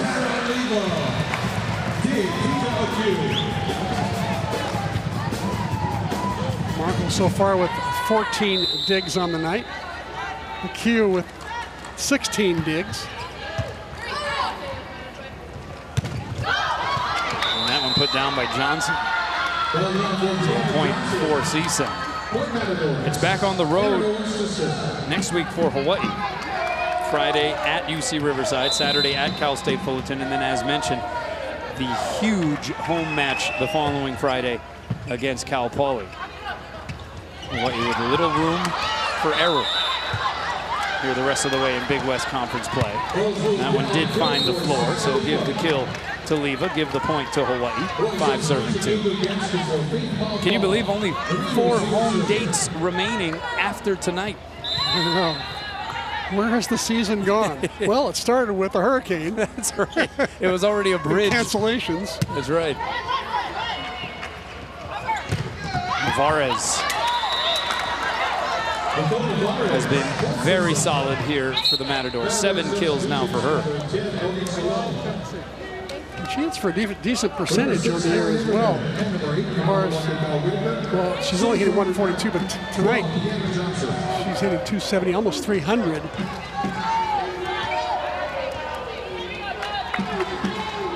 She recruited by Santa Barbara, Cal Poly, University of San Diego, so she was a good one. Both her parents, however, attending CSUN, so sometimes that can help sway the decision-making for a recruit. Good dig there by Markle. And then Salone, that one. A little too much of an improvisation, perhaps.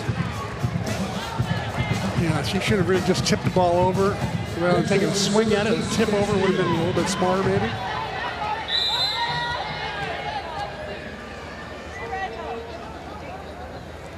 Castillo with the serve. CSUN out of system. McLeod from off the net. Dug up by Casey. High ball outside Granato. And that's dug up along the back line by Owens. Set Navarez off of 1 foot. Another save for Castillo. Here's Gaskin, the dink. Sniffed out by Markle. Another long rally here. McLeod through the block. Hey, there's Castillo. Looking like Tita Q along that end line. And the hit by Leva goes wide. No touch. And it's a point for the Matadors. Castillo having a nice serving run there. Getting a nice, pretty good defense out of the back row.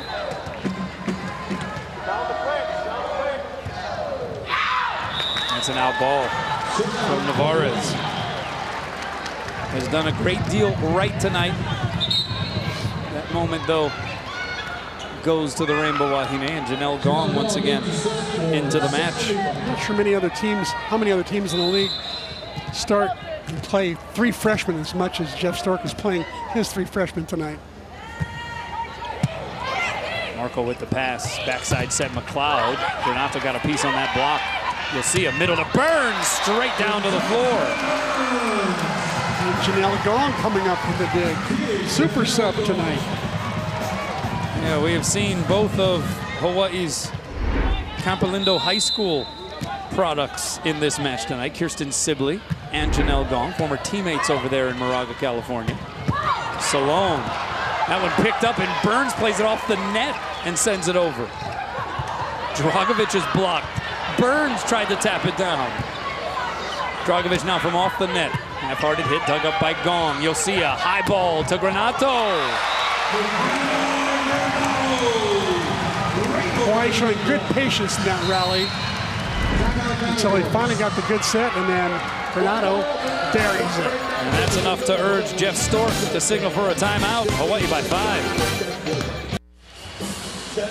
Welcome back. Rabanamo Santos and her Rainbow Wahine up 2-1 here against CSUN in this Big West Conference battle. And up a handful here, 9-4, largest lead of this 4th frame. And how about the offense by Hawaii's middles? 20 kills between them, hitting over 500. Wow. Janelle Gong serves it out of the timeout. Yeah, Sarah Leva leading all hitters with 11 kills, hitting 526. Natasha Burns, 9 kills, hitting 474. You gotta love that production, and that has been, as mentioned, something that Rabanamo Santos and this coaching staff have emphasized.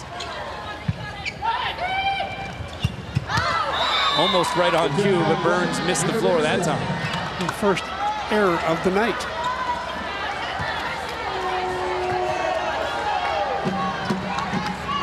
Yeah, all those kills, just 2 errors between those 2 middle hitters as well, but it's 6 serving 9.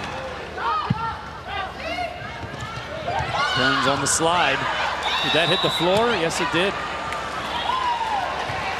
Marco unable to pull off the pancake maneuver. I'm still amazed at how Akio is passing so much court. Only 2 passers. Most people pass with 3, maybe 4. She says, no, just give me one other passer and I can do it. And she continues to pass well night in and night out. That's a nice save there by Okino. Free ball coming here for the Matadors. Owens pounds it off the block and down. That's 11 kills for her. Yeah, you would think that when that set drifts inside on purpose, that Hawaii blockers would have an easier time of closing the block, but instead, it just gives, I think, more line for Owens to look at and tool the outside blocker. Owens came into tonight 3rd on the all-time CSUN career kills list, 75 kills away from obtaining 2nd place on that list. There is a very strong probability that she will surpass. Let's say there's about a 100% chance. That's right. Point for CSUN, back within 2. A 4-1 CSUN run. Oh, that may have been an out ball played by Okino. You'll see a by the double block with Definity.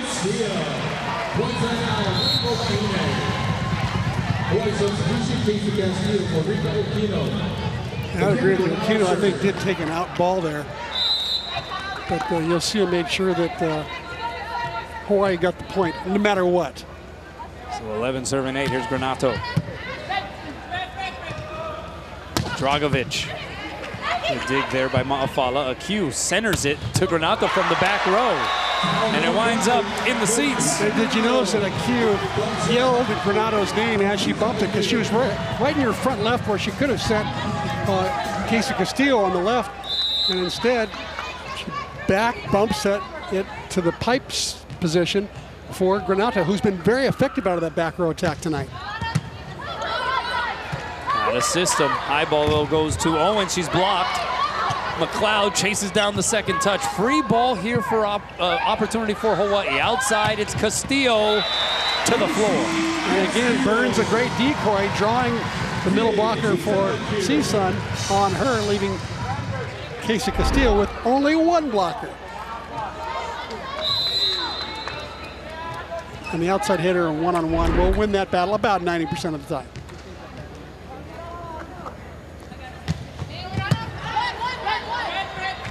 Here's Owens. How about that approach? She had to stall before she pounced to time that set. She still got way up off the ground and still had that much power behind the swing. When we did the CPB, how it works, that was it all over again.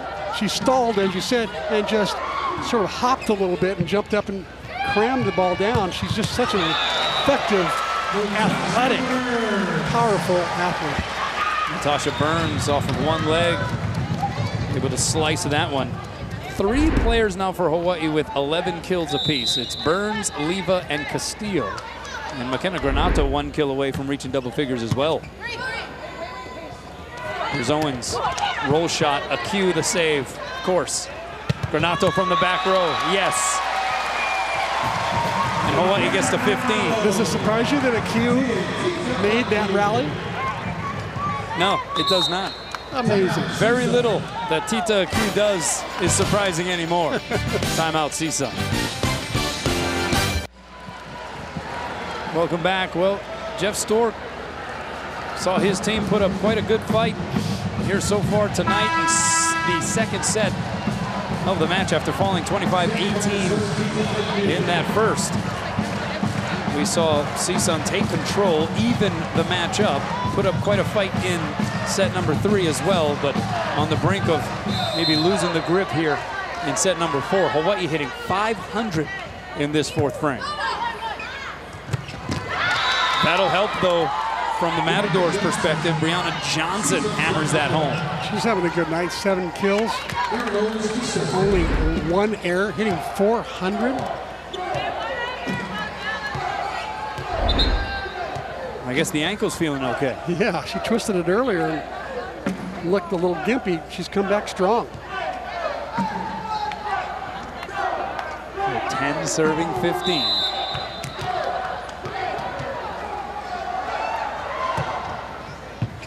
A cue. Nice pass there. Middle set, Leva the dink. Pancake save Markle. That time it was successful. Free chance again for Hawaii. Ma'afala, middle to Leva. That time it works.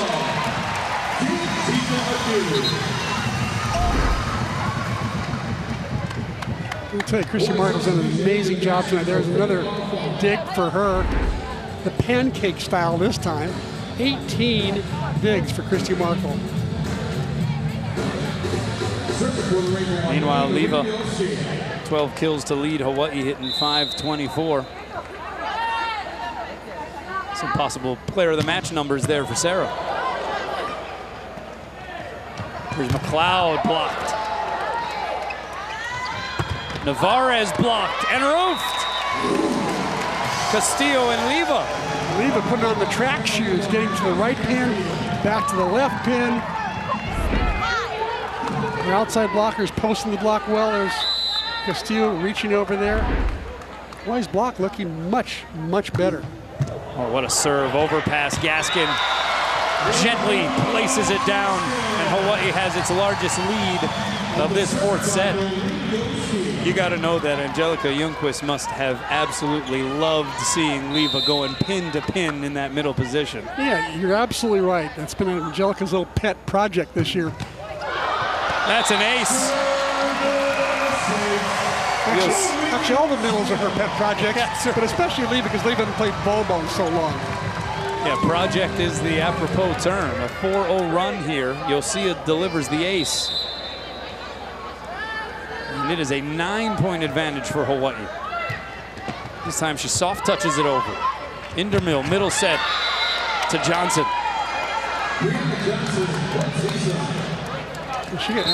Josia, I think, got a signal from the bench there to serve a certain area, get off the jump serve and just serve the area. And she did, but it didn't quite work as well as her jump serve that time.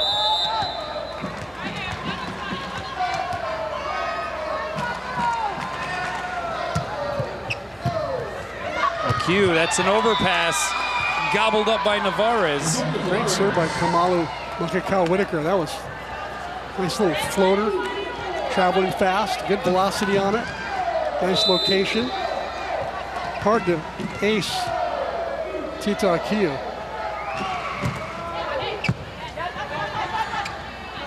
Here's Castillo off the block and down. 12 kills for Casey. Tough week coming up for CSUN. They return home, but they host the Central Coast crew, Cal Poly and UC Santa Barbara, on Friday and Saturday. Cal Poly, the front runner, now up to 12th in the nation in the national rankings. Oh, Granato had an idea. She had an idea. She did. It was the right one, too. Just put a little bit too much juice on it, but she had an open net, an open court. Sometimes what the body does in reality isn't quite in line with what you had envisioned in the moment. As Caroline Page comes on for the first time tonight with the serve. Leva didn't get all of it, dug up by Owens. Outside it's McLeod off the block and down. Well, McLeod certainly one of the young pillars that Jeff Stork will be building upon here going forward for this CSUN program. Look at kill number 6 there. She's looked sharp tonight. Josia outside. Granato dug up by Makakau-Whitaker over the net. Here's Gaskin. A little fire from Angel. Angel Gaskin, I think she didn't like being taken out there in sets 2 and 3. She wants to get back in the action. She's proven that she wants to earn and win that right side spot.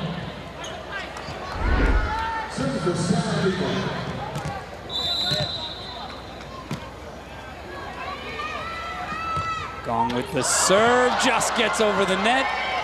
Free ball for Hawaii, just how she planned it.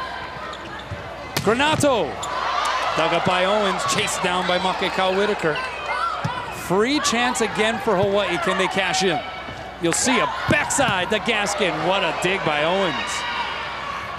Dragovic, did that hit the pin or did it go off the block into the antenna?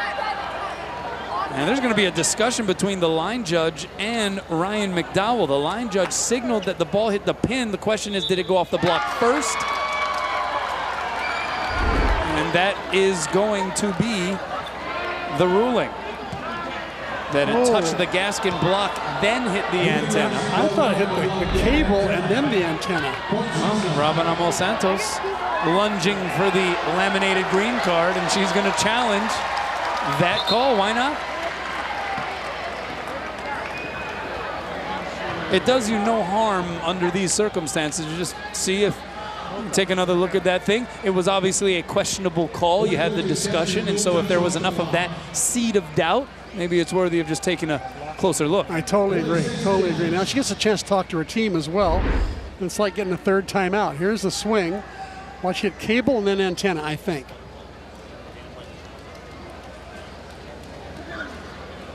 Yeah, I don't think it touched Gaskin at all. I think it was cable and then antenna. I'm not sure Gaskin was even in the play at all. There's the cable.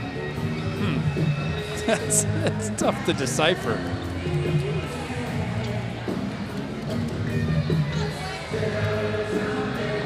See, from that angle, it looks like there's more of a possibility. Yeah, and then hit the antenna. Yep, you're right. Let's take a look at this angle here.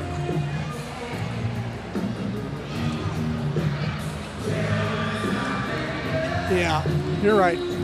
So hit her. So you're saying touch now? Yes, I am. And off Gaskin into the antenna. I think I'm with you here. Look at the angle it takes. It goes directly to the right. Look at the angle the ball will go.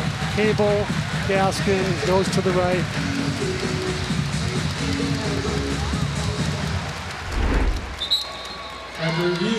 It will be upheld once again. Yeah, that was the right call. But probably a wise decision as well by Robin to go ahead and challenge that. Absolutely. Well, he still leads by 6. 4 points away. McLeod with the serve. Oh, that's a tough serve. Just absolutely died in midair as it crossed the plane of the net. And it's a point for the Matadors. They're within 5. Ace number 5 on the night for the Matadors. A couple of statistical anomalies for CSUN tonight, at least in terms of the season-long trends. Aces and blocks. Bump set to Granato off the fingertips of the block. Makekau Whitaker with the save. Free ball coming for Hawaii. Gaskin the first touch. Yosia to Angel. Saved by Markle off the block. Here's Owens. Adjusts the run up, dug up by Granato. Here's Gaskin. A lot of traffic over there by that pin for Hawaii.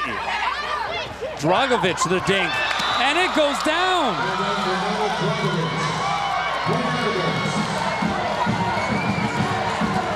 At that time, CSUN out-patiented Hawaii.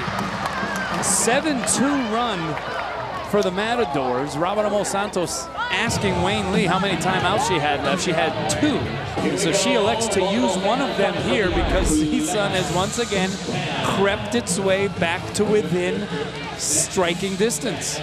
Smart move, I think, by Robin Amos Santos to use one of her timeouts right now, slow things down. Because clearly, McLeod is getting hot at the service box.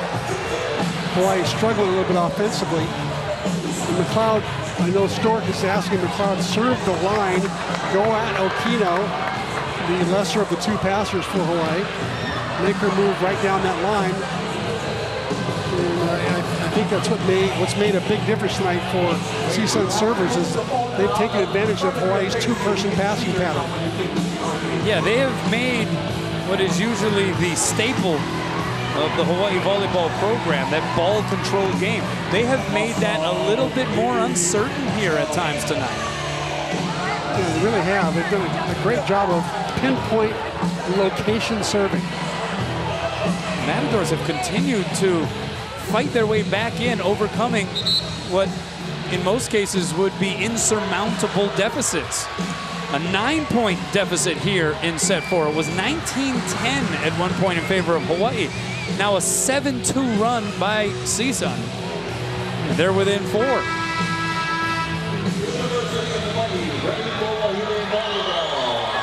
Making it at the very least a little more interesting than what these Stan Sheriff Center fans were hoping for, maybe even expecting. Yosia outside to Granato, and she gets it down the line. Did you see that stop the bleeding? Yes, a tourniquet. Put the tourniquet on. Oh, a great swing by Granato there. That's her 5th kill in this set. She's got 11 overall for the night. Nice comeback from last night's performance where she only had 5 kills. 12 digs too, so another double-double for her. That's her 8th of the season. Here's Owens, that one tight to the net. But she's able to win the battle. It was virtually a joust against Natasha Burns. Double-double for Aaron Owens as well. Now 13 kills with 10 digs. Brianna Johnson in the game. She's got 8 kills, 1 error. She's got 4 of her 8 kills in this 4th set. Aaron Aaron Owens also in the front row. Indermill with the serve. Hawaii by 4. Akiu has to bump set Yosia. Here's Owens against the double block. Saved by Noreen. Ma'afala bump sets Granato. It gets blocked back. Played up by Burns. Joust at the net. Hawaii still with it on its side. Here's Yosia against the double block. Hits it into the twine.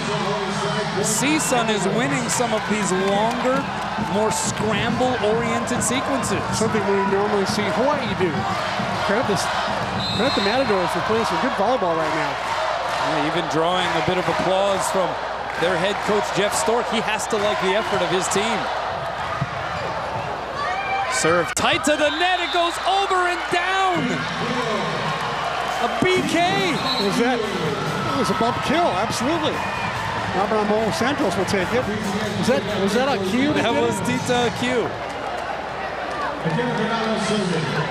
Oh, what a break for the Rainbow Wahine. Big time. An overpass that winds up a Hawaii point. Golden opportunity for the Matadors that they weren't able to take advantage of. Could have been 22-20.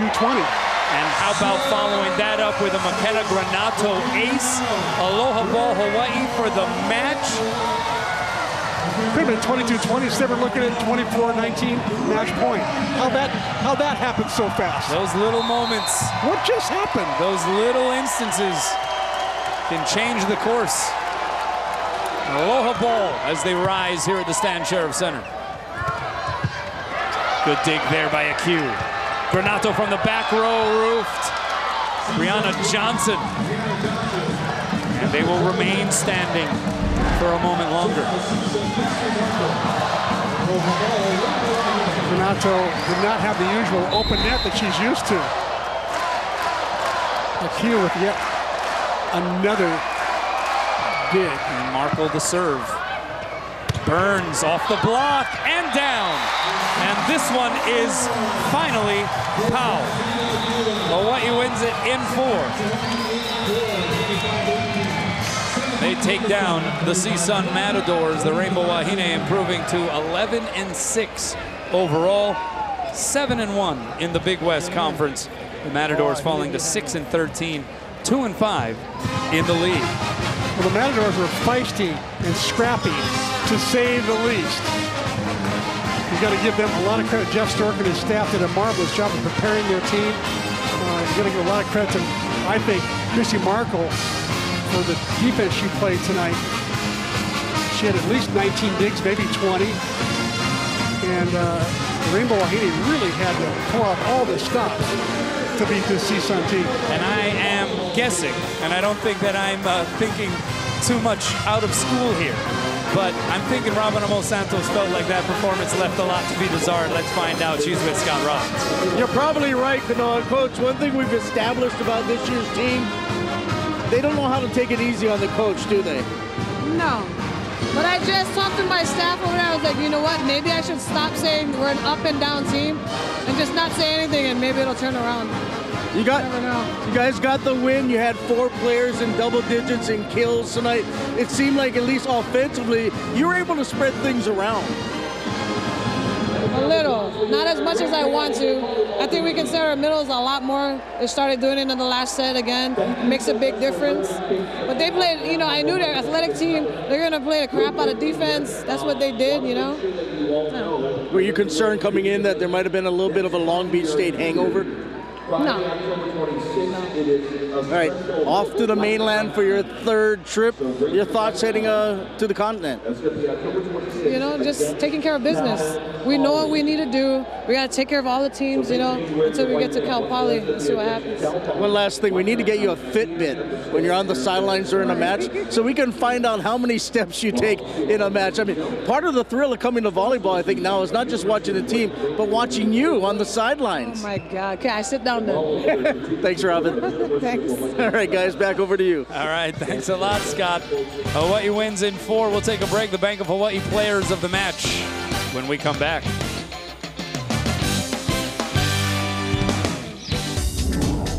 Welcome back. Time for the Bank of Hawaii players of the match. Aaron Owens, you called it at the beginning of this one, C-Max. She would be a key for CSUN. She put up some strong numbers, 13 kills, 10 digs, double-double performance. Tita Q, 18 digs. She has reached double figures in digs in all but one match this season. Hawaii winning in 4 over the Matadors, and it's back to the road for the Rainbow Wahine. And of course, they got to hold court, as Robin Amos Santos mentioned. They know what is at stake. They know what the mission is. Now they have to take it on the road, and they have to defeat UC Riverside and Cal State Fullerton to set up that big showdown second time around here at the Stan Sheriff Center against Cal Poly. All right, all that aside, I give you the final thought. Well, I think it's a good road trip for them to take, as you said, to set them up for the following week when they got the big Cal Poly match and Santa Barbara match. It's a perfect way to prepare for those two California opponents. And I think that Hawaii is on the right track. The pieces are starting to come together. But I guarantee you, Robin Amos Santos is going to do the best she can to clean things up at practice Monday through Wednesday before they go on the road Thursday. And she's going to demand a lot of perfection, I think, on those two road games to make sure the team is really heading in the right and trending in the right direction leading up to the Cal Poly match for sure, because that's the biggest match of the year. Yeah, and I think Hawaii, based on how things went at Mott Gymnasium in San Luis Obispo last week, feeling like, hey, second time around, if we're on our game, we can beat Cal Poly. We'll see how it plays out, obviously, a couple of weekends from now. And they got some work to do here this week before even setting that one up. All right, that's it for us. Don't forget about the Heineken postgame show. But for now, for Chris McLaughlin, I'm Kanoa Leahy. Until next time, everybody, we bid you aloha from the Stan Sheriff Center.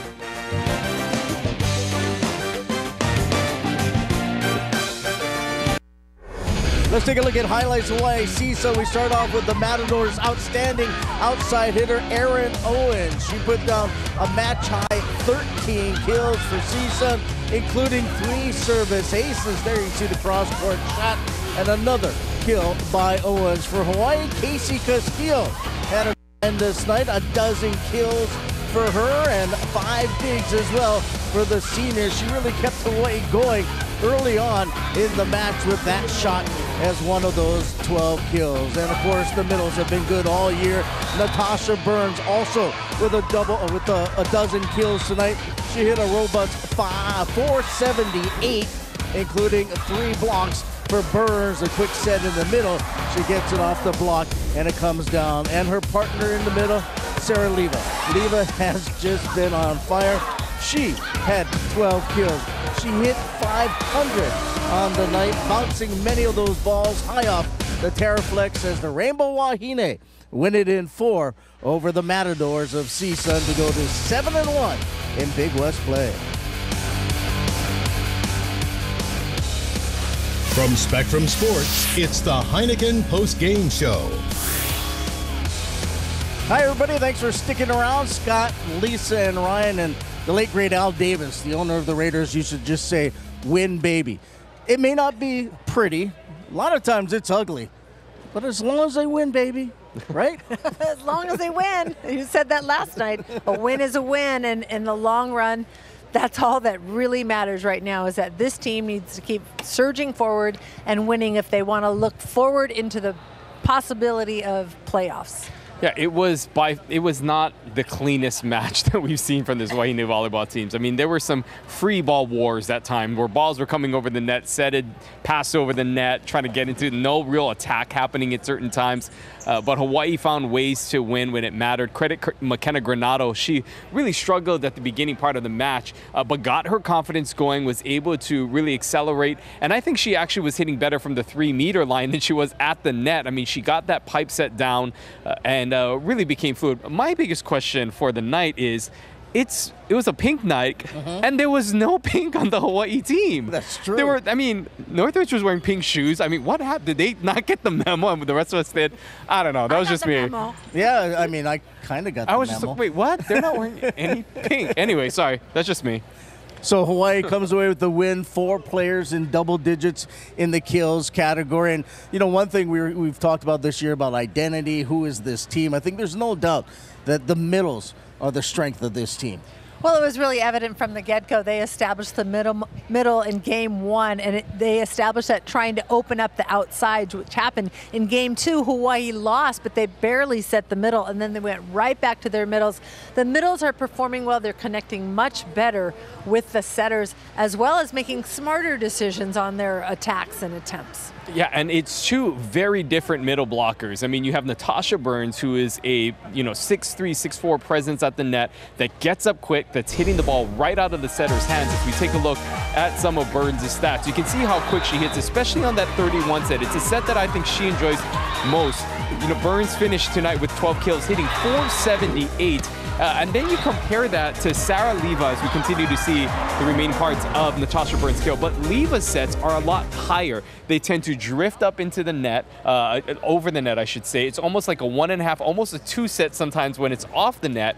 So it's much different styles, but really interesting to see the success they're having and completely contrasting ways. And when Leva hits the ball, there's no question she makes contact. She hits a really heavy ball. Well, she does. She's just physically very strong, but I think really what I love about her is her aggressiveness to the ball. She drives hard every single time, and the other thing that's just fun, if you just watch her alone, she is having fun. No matter what, that girl makes good energy out of whatever is happening on the court. We'll take a break here from the Stan Sheriff Center. We'll have more from the corner. Hawaii wins in 4.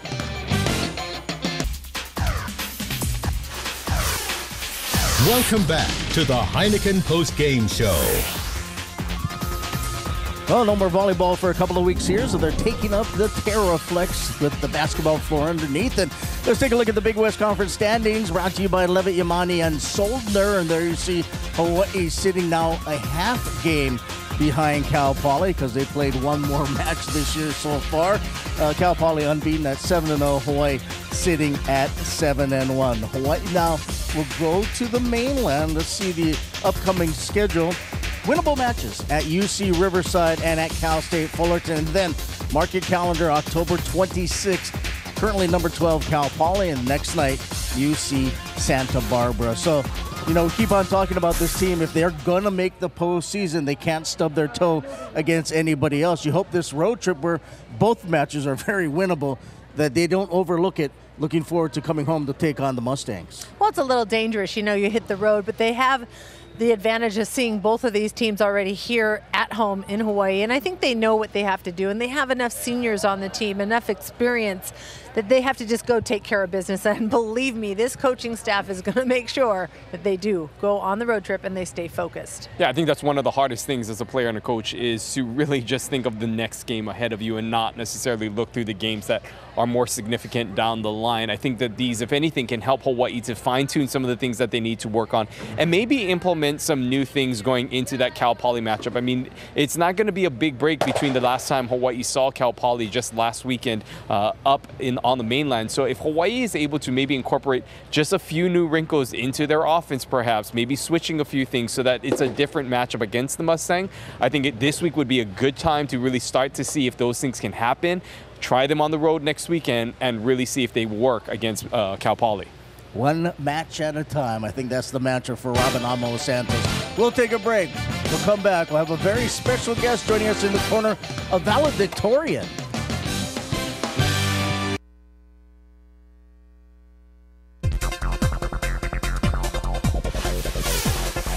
Welcome back to the Heineken Post-Game Show. Glad you're sticking around. It is a Heineken Post-Game Show. There you see Hawaii wins in 4 tonight against the Matadors of CSUN. Well, we're back in the corner. Our very special guest, Richard sophomore defensive specialist Rika Okino. And Rika, first off, this is the first time you've ever been in the corner with us, I imagine, right? Yes, it's my first time. Talk about what it's been like for you this year, because last year you saw limited action. This year, you're a real part of that rotation coming off the bench. Well, it's been nice to finally get on the court. It's been kind of a long journey, but it's starting to pay off, and I'm just glad that I can contribute to the team. Yeah. About tonight and last night, you got 2 back-to-back wins. You had the opportunity to play in both games, obviously. What was the biggest challenge coming into tonight's match after last night's? game? Well, last night we felt that we could do a lot better than what we played. We won, but we didn't win the way we wanted to. So then tonight was just a matter of, you know, getting those kinks out and then just playing the volleyball that we wanted to play. One of the things that is really surprising and almost fascinating is this sort of move, then this shift to this two-man passing formation, and really puts a lot of pressure on you folks back there. Do you enjoy the two-man passing? And I mean, what is the difference from you from a technical aspect about passing in two-man compared to three, and how much has that maybe impacted your overall game, you think? Well, it's easier in the sense that there's only two people on the court, so if it's not going to the other person, it's your ball. So in that sense, like, you're more ready. You expect the ball because, and then technically, I would say it requires more movement, footwork, movement. You know, like you have to move there quickly, and then I think it helps because we both have Tita and I, and then even McKenna Granado. Our ranges have expanded a lot. We're taking way more balls than we've ever had, and you know, I mean, it's good. You know, you talked earlier when I asked you that last question that it's been a long road to get to where you're at. Explain that a little bit about what you mean. Well, I mean, I redshirted my first year, so I didn't sniff the court at all. And then last year, I played a little bit, but then it wasn't really what I had wanted out of myself. So, you know, I put in a lot of work and over the spring and then in the summer coming into this fall. And it just, Share with the viewing audience, what has been your biggest challenge? Obviously not getting the playing time maybe last year, redshirting, sitting out, but what has been your biggest challenge for success so far? Well, as far as doing my job, first of all, that's a big part. Like, I need to take care of all the things that I'm expected to. And then a lot of it is making sure that when Casey comes off and I'm coming in, there's no distinction between like the energy that we bring. You know, we both need to keep the morale high on the court and the energy good. And You know, you follow in that footsteps of a long list of Wahine volleyball players, local players, undersized. I mean, you think back Ashley Watanabe, Jamie Lee, Elizabeth Kaihui. Now you're sort of in that category. What does that mean to you to be kind of in that conversation? And did you have any idol growing up that you watched in Wahine volleyball that you idolized? Well, yes, I've had a few idols, and I used to come and like with my dad and my sister, and we'd watch like basically every home game. We had season tickets for a few years, but I mean, it's an honor to be even compared to those people that you've mentioned. I didn't really compare myself to them before, but I mean, it's nice. It's humbling. And, What's your goal the rest of the season? Well, personally, yes. Personally, I want to gain more confidence behind the service line because that's something I struggle with. But on top of that, I'd like to, you know, buckle down and really pass well with Tita, and then like bring that to the table more because I feel like my defense is okay, and sometimes my passing's a little shaky too. So. But you got to be having fun out there. Having so much fun. Yeah, what else can you ask for than to play in front of your family and friends and play for the Rainbow Wahine? You're doing a great job out there, and terrific tonight, and thank you so much. Thank you. All right, that'll wrap things up for us here on this Saturday night after Hawaii wins in 4. Special thanks to our Spectrum Sports crew, for Rico, for Ryan, for Lisa. I'm Scott. Until next time, we bid you aloha and a good evening from the Stan Sheriff Center in Manoa.